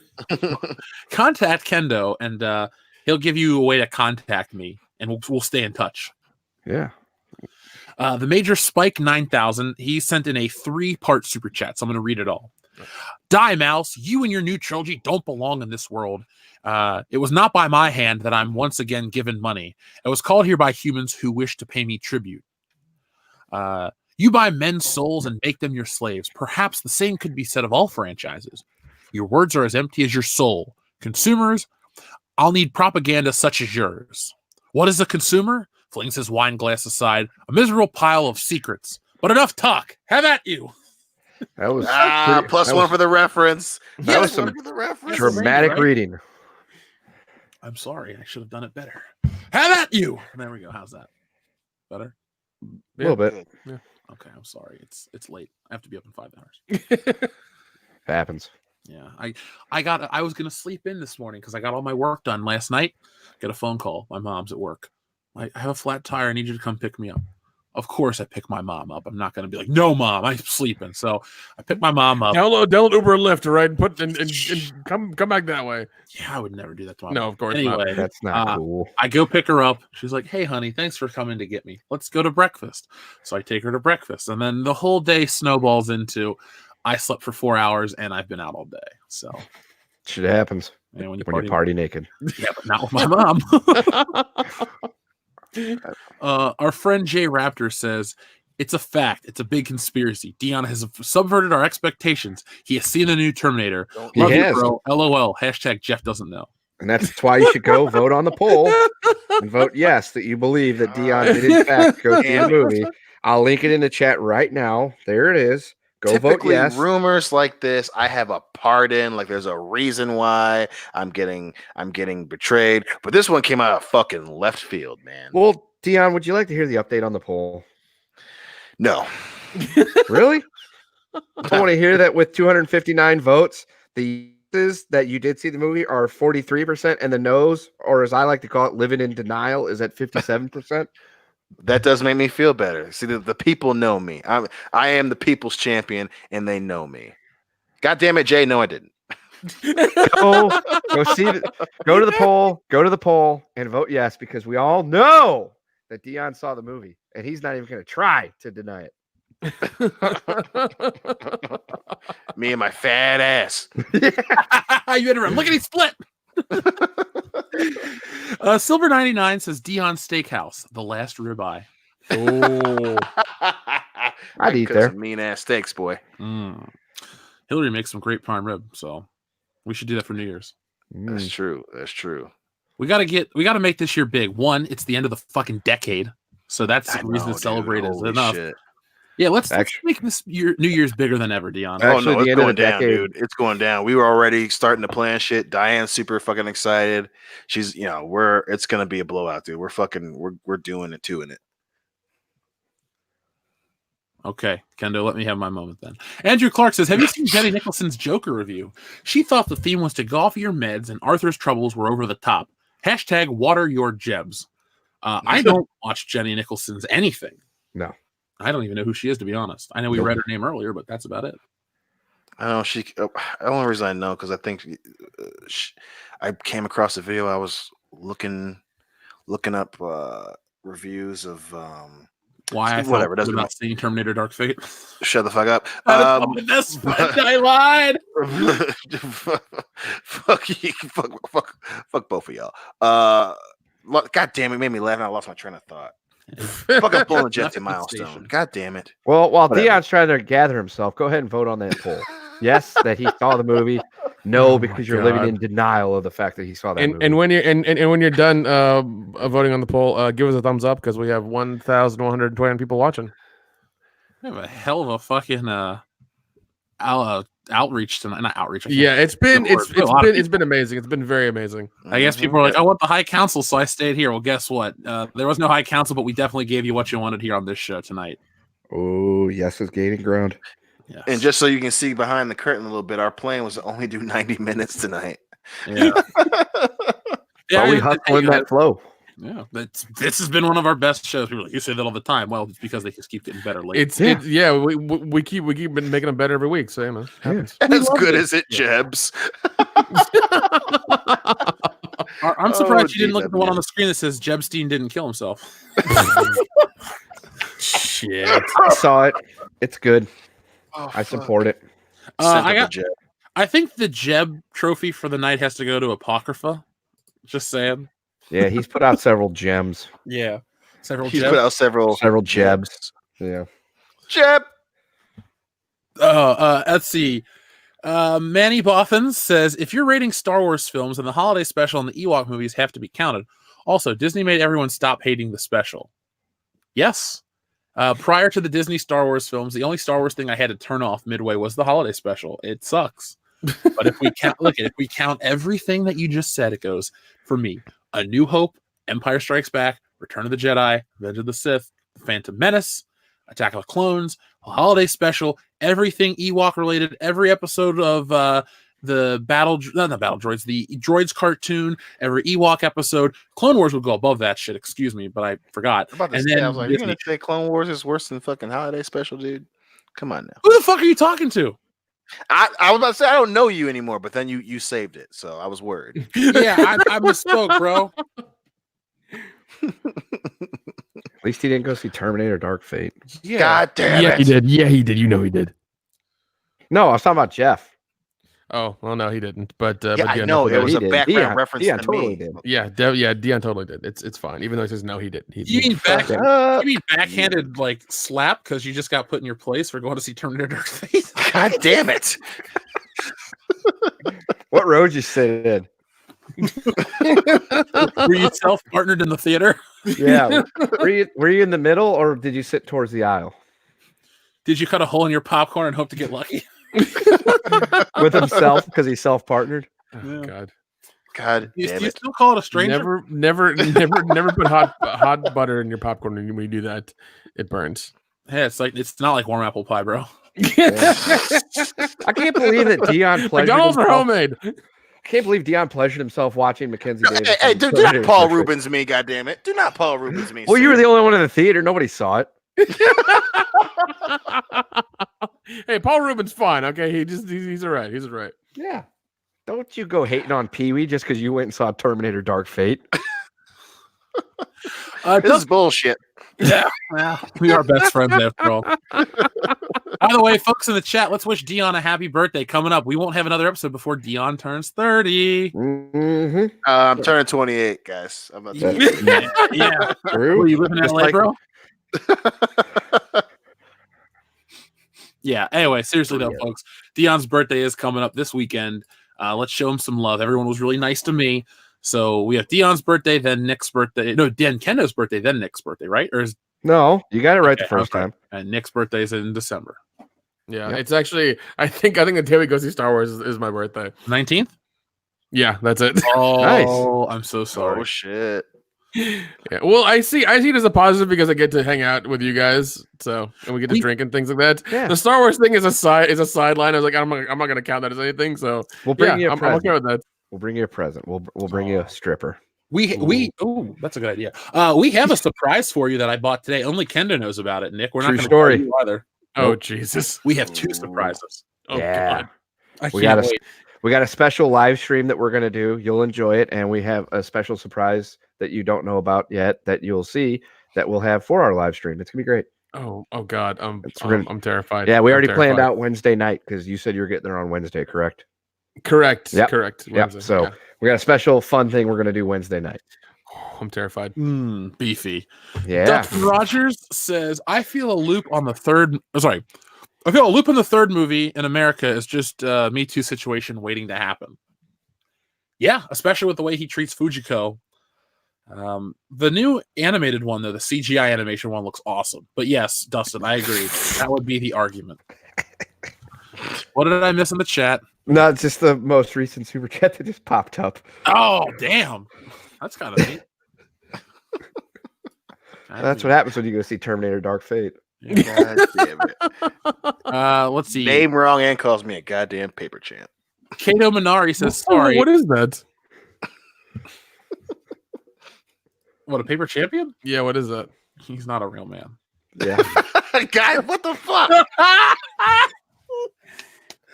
I swear you're my best friend. Anyway, Kato Minari says, sorry to butt in, but what is your favorite Gundam? Mine is Shining.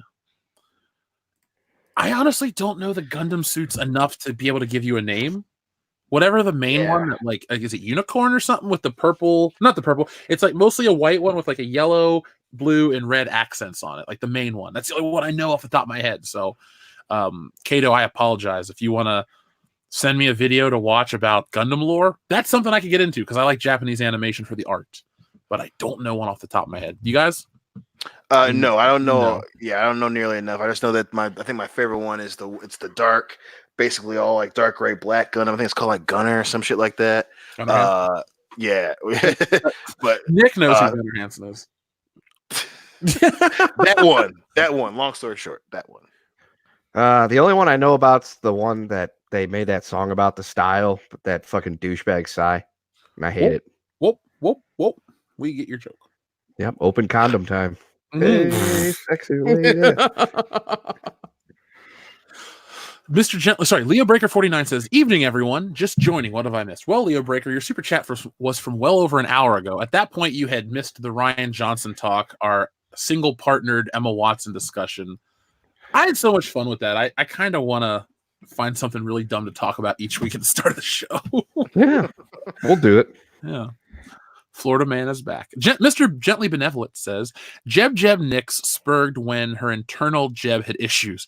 Don't let your internal Jeb go off the rails. All right, we'll keep that in mind. Yeah. I'm actually writing that down in my notebook as we speak. Mikey Gussler has an interesting question. I saw this when it came in and I wanted to answer it, but I have to answer these in turn. Jeff, have you ever heard of the 6-hour cut of episode 1? Jake Lloyd said he saw it and it's bizarrely weird. What do you think of this?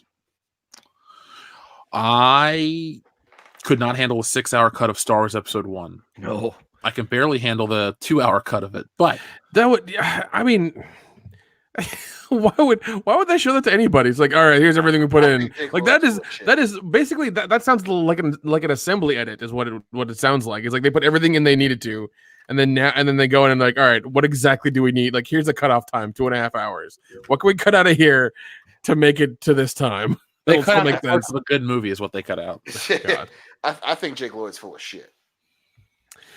Yeah, he's still messed up, man. I'll give that kid a hug every time I see him, but like he needs. I wouldn't. He's liable to stab your wallet. Yeah, that's true, but I'll risk it. He's just messed up. It's fine. He had a bad childhood. It's okay. Psychokin Razalon says, did you guys hear about the Star Wars Kabuki play that's happening? If so, fun. I did hear about this, and I think that's fucking cool. I did not hear about that. I know who the Kabuki Warriors are, and I find them to be very attractive. Oscar or Kyrie Sane? Who would you rather? Kyrie, I'll take all Oscar. day. That's fine. We will. Yeah, split 'em up. I'd be down with that, man. That would be interesting to watch. Because somebody with a well, I can't. The funny thing is, if I were to say what I wanted to say, which was somebody with a set of balls would play Kylo Ren, I actually like Adam Driver, the person and the actor. I think he's cool. Like he's probably the best person involved with that movie series. But Kylo Ren's a shit character, and even all the coolness of Adam Driver being a vet and all that stuff isn't gonna save the movie. So sorry, Adam. Sorry, you can't outact a bad script. Nope. Mikey Gusler says C-3PO is straight. His wife's name is Christine. Oh, okay. Well, then I was wrong. Somebody told me elsewise.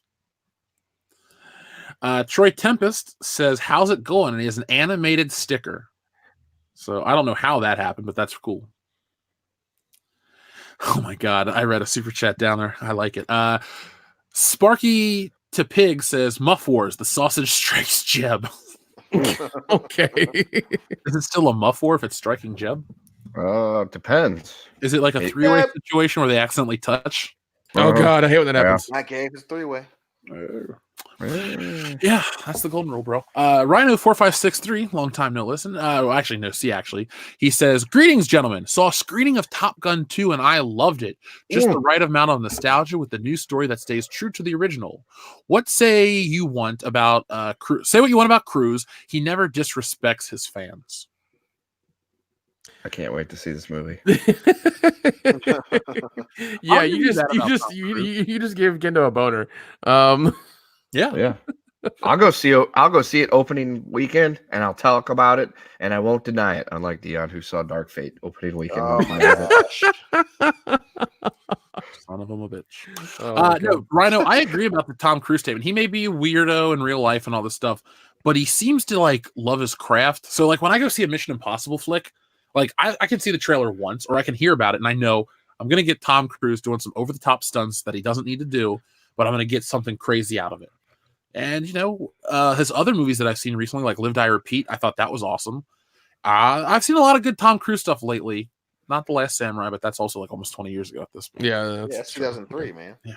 Well, yeah. So But yeah, no, yeah, Mission Impossible. I'm a huge fan of, man. The last 2 or 3 have been really awesome, and I can't wait for more to come out. I wish they would come out a little bit more frequently. At least like every 18 months or so. I'd be happy with that. I agree with that sentiment. More is better. But anyway, yeah, I mean, I understand, you got to keep them apart, but like minimum 18 months because I need that because they're so much fun and they're so crazy. I love it. Let's see. Darian217 says, "Anyone willing to believe James Cameron sacrificed the franchise to prevent more endless attempts at sequels and reboots? Maybe this was his way to end the cycle to prevent more bad sequels. He shotgunned it on purpose." I'm gonna actually take a screenshot of that because that would make a fucking compelling video. That would. It would be. That would be. That check cleared. That's why I did it. Yeah, as I say, he was a I'm with that. producer I'm with on the that movie. 100%. He didn't. But who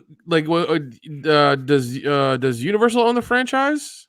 It's like if you look at this movie, it was Universal, Fox, Disney, and something else. I think it was like a combined effort, like different parts of the world distributed in that 10. I mean, in theory, maybe, and this is just me speculating really far out.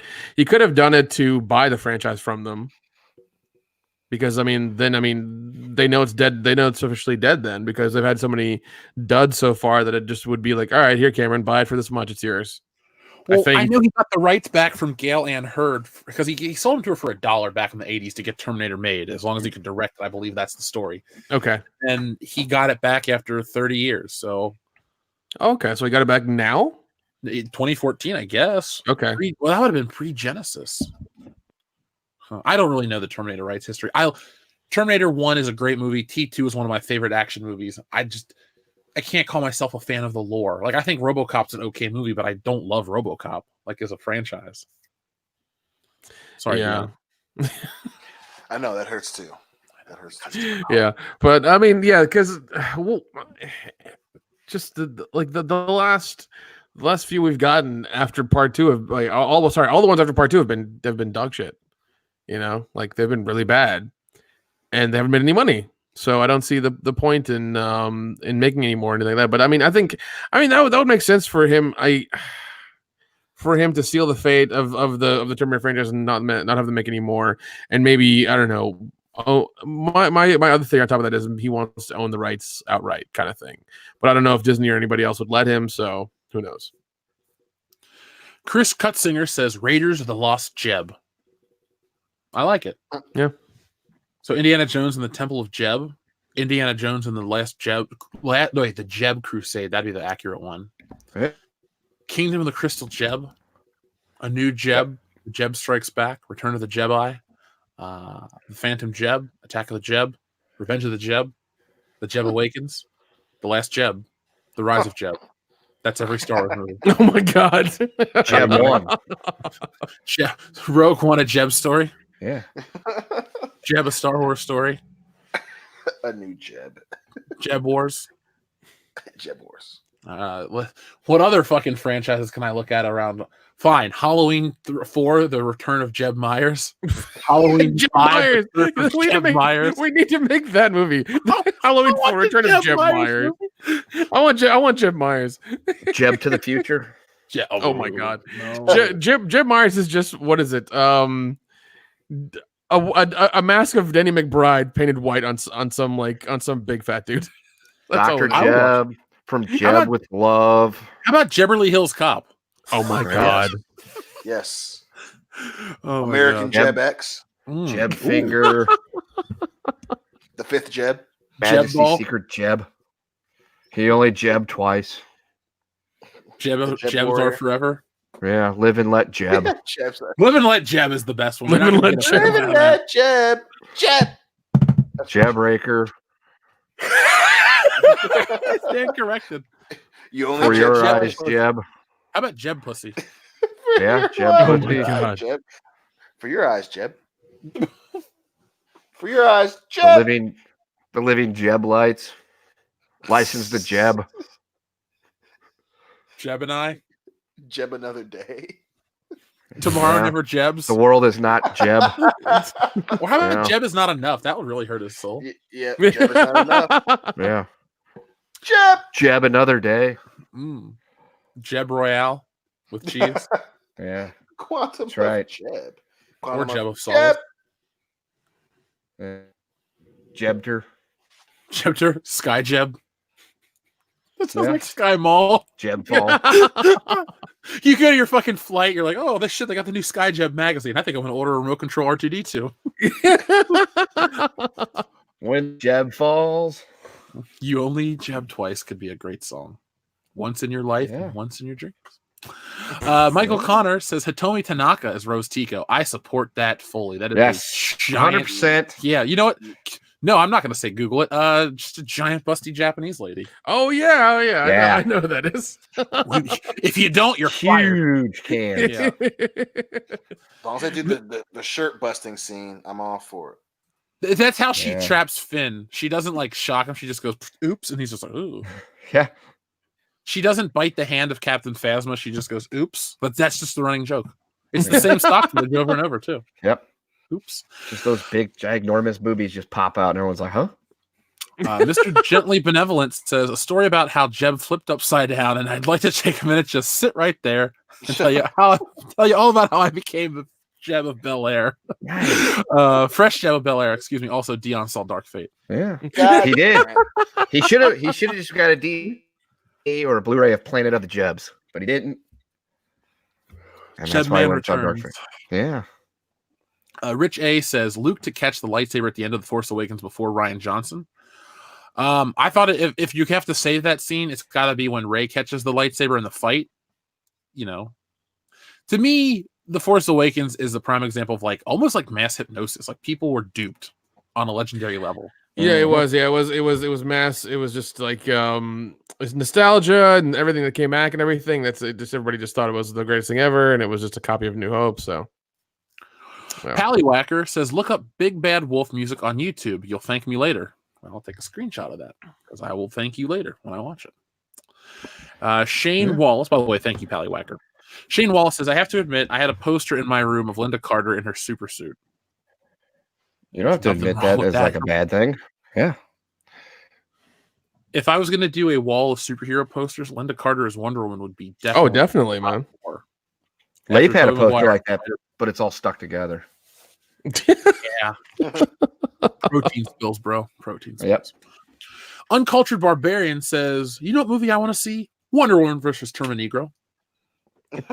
Oh, what? Yeah. Terminegro catching on, bro. Uncultured Yeah. Barbarian is a fan. Yeah. We got ourselves a franchise hit on our hands, boys. I'd be totally down for that. Cornelius Anderson says, Zoe Kravitz doesn't have to be good. She's hot. That's all that matters.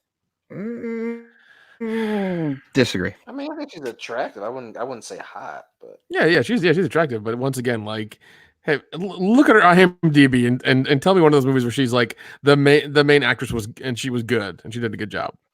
I'll say that I think Scarlett Johansson's hot and can act. I haven't seen Zoe Kravitz, Yes, so. she can. Yeah, so that's why I like Scarlett Johansson.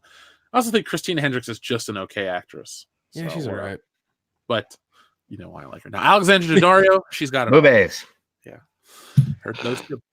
Dr. Yegus says, I don't care if we get a black Catwoman. We had 2 already, but Zoe Kravitz is so underwhelming. Should have got Ezra Gonzalez or Janelle Monáe. I don't Joe, know if Janelle Monáe can act though. That's a dangerous question. she's being eyed for something else. What has Janelle Monáe even done though? I don't know, but Joel sent me something or he tagged me in it today on Facebook. I just remember her from the music video where she wore a bow tie. Yeah, and all the Pepsi commercials. Oh, yeah, that's why I don't buy it.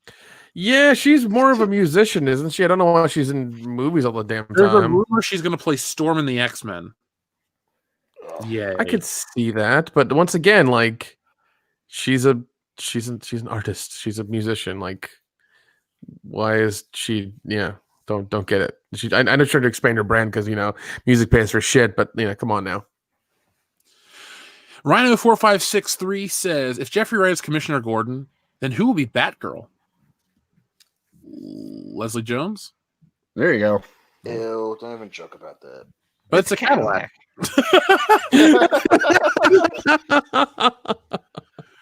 David Hervey, thank you. He says, Logan Browning as Catwoman. Someone made a picture of her as Catwoman, and it looks great. Plus, she can act. She even posted it on her Instagram. I've never heard of Logan Browning. Have you guys? No, let me look her up right now. Tommy Wiseau for Catwoman. Yeah, she's cute. Let's see. She's I don't know. Looks like she's been in a lot of kids stuff. Maybe. Let's see. I mean, I'm getting to a point where I'm like, can Anne Hathaway just come back? Seriously? No, she was. I thought she was great. I thought she did a good job. I thought she looked great in that suit. Yeah, she did. She did. I bought the action figure. Zaire has a question. He says, have you seen Will Smith's Gemini Man? I did. It wasn't great, but it wasn't terrible either. But Was it better than Terminator Dark Fate? God damn it. At least he admits to seeing Gemini Man. No, I wouldn't. I'm not giving that any money. And I love how he was pushing for that hard. He was all over YouTube and everything, doing all kinds of shit. It's like, yeah, Gemini Man, go see it. It's in theaters. Like, no. And here's a shitty thing that I just realized. Bad Boys 3 is coming out in January. Yeah. Oh no! Yeah, Bad Boys 3 is coming out in January, like January 15th or 17th, some shit like that. Like I was like, they really do not have faith in it to bring it out in fucking January. It's like, damn, man, that sucks. Yeah, like the 20th or something. Yeah, January 17th next year. So yeah, dude. I'll go see it. yeah, I will too. I will too. As long as it's the same as part 1 and 2, I'm fine with it. I'm okay. I just want it to be good. Josh Graff says, free super chat from YouTube. 3 thumbs up. Enjoy. Thank you, Josh. We appreciate Thanks, buddy. Asarsic Davis says, good job or goodwill jebbing. All right, I can get down with that. Yeah. Drake is 6 says, what's going to happen with Jar Jar's deal with Warner? I think he's producing content for their digital streaming platform for a cool $400 million. Jeez. Yeah. Bad Robot is in there, man. They suck, but people say they're marketable. So good job, Force Awakens. But that's my best guess. Drake. That guy can talk. Can I guess talk him into anything, man. It's fucking weird. Michael O'Connor has something we actually want. A blue milk recipe: 1 part rum, 2 parts blue curacao, 2 scoops of vanilla ice cream, blend. I'm okay with that. Nick, you're going to become our tipsy bartender. Actually, he'll be our guest bartender by the end of the night. I'm gonna be Sky John. I'm all right with that. Yeah. You just have a better beard than he does because he doesn't have one. That's true. I'll fake the island accent. It's fine. Yeah, man. Call me now for your free reading. You know what? Speaking of that, there's a random thought. Can somebody do a documentary on her? She's dead. No, I know that, but like, do a documentary on her because I think that's interesting as shit. Her whole life and the whole way that thing went down. Yeah, because didn't she go to jail for like 4 years or something? Dude, she went to jail. She went. It was all over the place. And then she got. I think when she did those commercials, she was trying to get paid from that company. And she couldn't, and she tried finding it, and she couldn't find it because she was dying of cancer or something like that. Like it's a whole thing, man. It's a whole crazy thing. Would the documentary just be called "Call Me Now"? Yeah. How about just free Call me reading? now. Regardless, somebody needs to take some time and make a documentary. There's a documentary about everything else in the world. Like, Why do don't one about we her? fucking do it? That's All right, fine, I will. I'm gonna get off this fucking podcast and do it right goddamn now. Okay. All right. Good. See you later. Bye. Get off this fucking podcast. It's about time you take some fucking initiative. God damn it, Kendo. Go out into the world and make that movie. That's right. J Raptor says, by the way, love you, Dion. He said he's the people's champion. Well, I think he's also wishful hopes. Also, as of now, Dion is the paper champion. LOL. Oh my god. I can't Well, believe first some of off, my most loyalists. There's only one people's champ, and it's The Rock, not Dion Green. Sorry. Oh, The Rock didn't go see Terminator Dark Fate. Yeah. Yeah. Well, I'm about to pull a rock and fucking abandon you for a couple years, then come back randomly. All right, see ya. Because your movie career tanked and Get Smart didn't make you the household name you hoped. Damn right. I don't want to do this podcasting thing anymore. J Raptor says, "Happy birthday, Dion." Hashtag paper champion. Thanks, man. Dr. Coffinail says, "Dion, watch Logan's Run before your last day." Ooh, good Plus movie. one Good reference. movie. Plus one reference. Salvador says, "Happy birthday to the one, the only Dion Green." Baby. Drake is 6 says, "For Dion's Chuck E. Cheese with Hooker's Party." How Like weird the would way that you be if think. we rented out a Chuck E. Cheese and just had like ladies of the night attend? Would they want tokens? Ladies of the night. Would they accept tokens is the bigger question. Well, obviously, Only one I way to paid find advance out. for that. Yeah, we're not. Just start throwing it at them. See what happens. When I turn 40, we're gonna have one. Maybe they really like skee ball. No, I want that to happen. I want that to be a thing. Like you They're turn the 40 500-point and we ran out of Chuck E. Cheese and just have strippers everywhere. I want that to happen. I second the motion. Well, plus where Chuck E. Cheese's tend to be located in certain cities, you could probably definitely get strippers in there. That's very true. That's very true. We'll do it down here at the one in Kentucky. It'll work. Oh yeah, I don't think I want to see any Kentucky bitches stripping. We'll fly them in from New York. We're gonna waste money. Okay, good call. Good call. Darth Fatass sends a piece of birthday cake for your birthday, Dion. Oh yeah, my man. Dragon Lord Jeremy says, "I now identify as Jeb partnered." All right. I love that. Let's see. Great Jedi says, "Hey everyone, great show as always. Thank you. Have you heard or watched Macross/Robotech before? It's one of the best mecha animes from the 80s. I have. One streaming service that I have, or at least maybe it was on YouTube. I watched the first episode where it showed like the city and how there was like a war and they had to rebuild, and then there was this like force from space coming, or something like that. It's cool. I like older anime. I can get behind that. I love how ahead of the curve they were in Japan. Like I know I talked about Lupin the Third a minute ago, but there's the first Lupin the Third movie and how they replicate all the technology, all the machinery, like down to the meticulous screws and everything like that. It's a really interesting way how what the Japanese culture, what they put stock in terms of animation. Like Golgo 13, the guns are precise and all this stuff. Unlike in American cartoons, like they had Little Mermaid on TV. I was like, this was a movie. This looks like shit. So I know they did the live version of that a couple days ago. oh yeah, that's what I saw on TV. when we were recording our when I was doing something. Oh, when I was making the video yesterday after the High Council got canceled, I was like, well, what's trending on Twitter? Oh my God, Little Mermaid, what? And then I turned on ABC and there it was. And I saw John Stamos. And you do what you do when you see John Stamos and you stop and you watch him sing. J Raptor has a question. Ever seen Rocky V? Yes. Paper champion is a person who didn't win the title, but was given it was given to him because the previous champ retired. LOL, Dion, bro. Oh, thank you for clearing that up because I was like, paper champ, what the fuck is that? So Triple H is a paper champion. Yeah, he gave himself the title. Suck it. Acid Blade 21, thank you very much. He goes, Jeff, the one you described as the RX-78-2 Gundam featured in the original 1979 Mobile Suit Gundam. It was piloted by Amuro Ray, which is basically Luke Skywalker, the Luke Skywalker of Gundam. So, all right, that's the character. I'm actually taking a screenshot. I got a nice model kit of that one day. I like to have a little bit of everything from pop culture. But thank you, Acid Blade. That was always something like, hey, I like that design. Don't know what it is. But now I do. I actually have a book on how to draw mech suits and stuff. That's awesome. Yeah, never took the time, but you know. King Arturus says, happy birthday, Dion. He calls you a horse pussy magnet. Thanks, man. Darth Fatass sends a super chat that says, happy birthday, Dion. My man. Jorge Pulido says, Jeff, the Gundam you like is the RX-79. I'm going to buy something now from it because I have to. I keep talking about it. J Raptor says, what's the poll result, fellas? Yes or no for Dion being a ninja and sneaking in to see Terminator so Jeff wouldn't find out. We love you, Dion. Being a fucking ninja to go see goddamn Terminator. Well, currently, with 289 votes, yes at 43%, living in denial at 57%.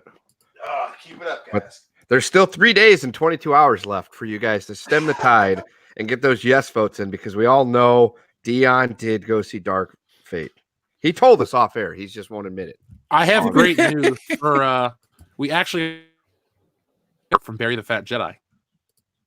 Oh my God, where is it? There we go. It's on Twitter. It's on the screen in front of you. Okay, all right. No, I see it. All right. Oh shit. Let's see. Yeah, I like that a lot. Wow, that's awesome. Holy shit. So we have one from Zaire. So Zaire, you win. Barry the Fat Jedi. Oh, let's see. Chris Cutzinger says human centijeb. Ooh. It's a bunch of jebs lined up half the mouth. Hey Kendo, Nick, how would you feel about watching a couple jebs go ass to ass with you? No, man. No. Nah. I'd rather sneak into Terminator Dark Fate. Yeah, I would rather go see Terminator Dark Fate and then lie to my friends about it after I already admitted to them off air that I had actually went and saw it. See, now you adding shit that I see. This is I know he's convincing, isn't he, folks? something wrong with you, man. King Arturus says, Dion, it was funny for a little while, but the joke has gone on long enough. Can you please just give us a Dark Fate review? Wow. Yes, Dion, you saw the movie. Please tell us. I hate your ass, Kendo. TLJ Screwjob says, Jebinator 3, Jebin Day. Also, TLJ Screwjob says, take a percentage of the fandom menace not seeing episode 9 and a percentage of normies not seeing it, and Disney knows it spells disaster for them at the box office. Damn right. No, they already know there's disaster. I mean, they looked at the ticket sales and been like, oh shit. Because the fact that, I think one of our listeners said, or Kendo said that, they could still get a ticket for the opening night at like 6 or something is ridiculous. Yeah. It's kind of embarrassing. Yeah, it's entirely embarrassing. Kinda. Okay, it's incredibly embarrassing. I was trying to... Yes. Fuck you. Anyway, Mexi Man and Cheese says, I just sent you an email about the world-class bullshitters in Long Beach, California. Kendo, could you please forward that to me? I will. All right, thank you. Mexi Man and Cheese, thank you very much for the offer. We are going to take you up on it. J Raptor says, the Michigan Ninja Dion, the seeing of our fate. Man, Jay's been giving it rough all night. Damn, man. You deserve it, asshole. You saw Terminator Dark.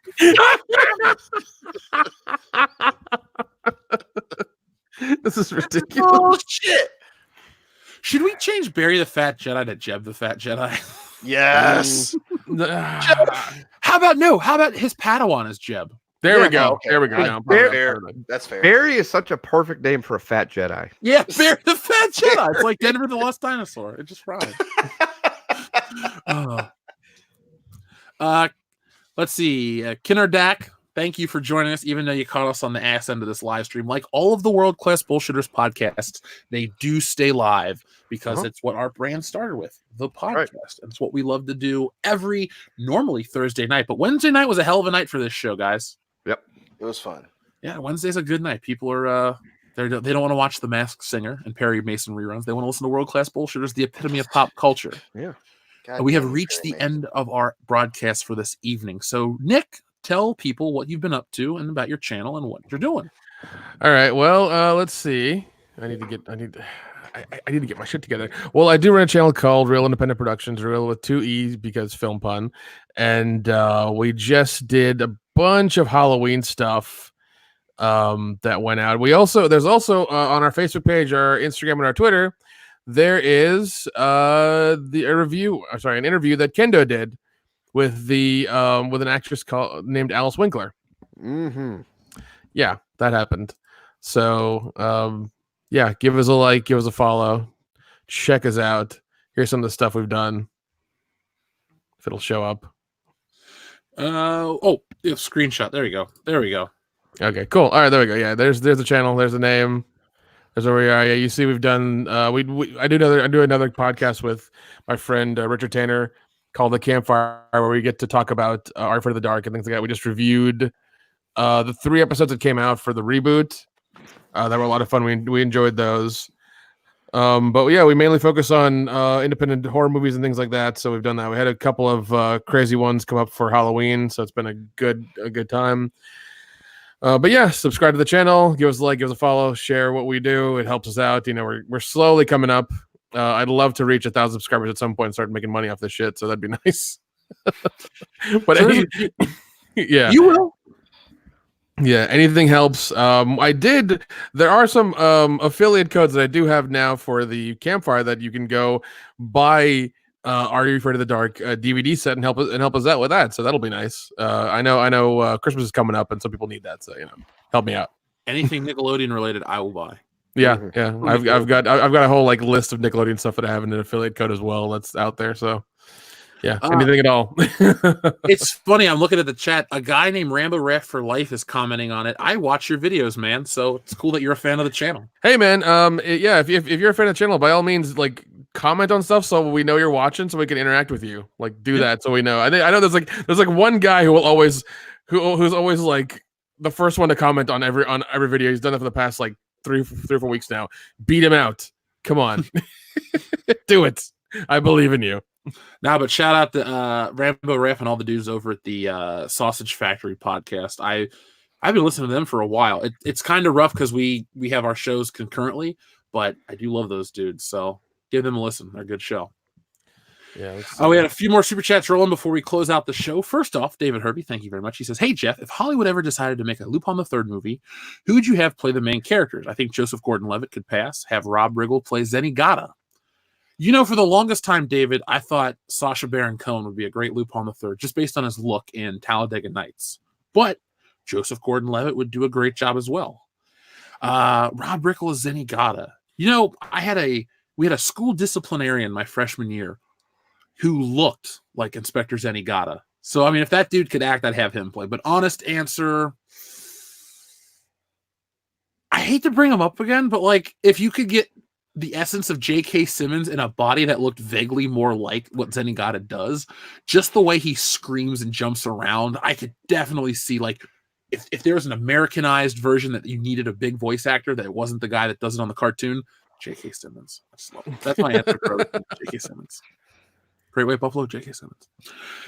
King Arturus says, there's still being plenty of seats for the Rise of Skywalker. Is almost as embarrassing as Dark Fate, right, Dion? Oh my god. And finally, Jay Raptor says, Fucking LOL. Jay. He says, "We love you, Dion. Come on, bro. What's your review of Shit Fate? We all want to know your take for Fate. Hashtag joke never gets old. There is no fate but what Dion makes. Not a joke. Damn God. it, Jay. Damn, I love you, joke at all. Jay. He I did love good you, too. man. Woo. It is a fuck you, Kendo. Oh my God. There we go. So we've reached the end of the show with over 800 people still watching. Shit, that was a good night.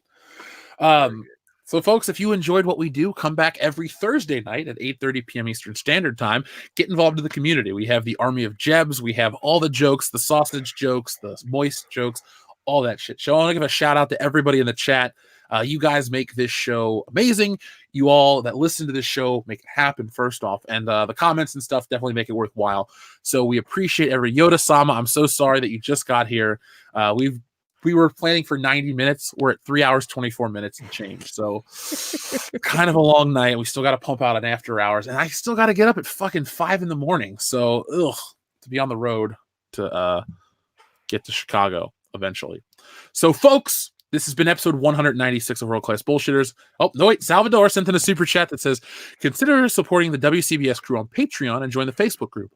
Follow him on Twitter as well. Join the best group on the internet. Welcome to the Fandom Menace. Salvador, Agreed. you said it better than I. My man. I love that. Yeah. But yeah, Patreon, we do offer a ton of stuff over there. I honestly think we have I jokingly say like 1,000 hours of content, but we pump out a lot of shit, commentaries, movie reviews, everything.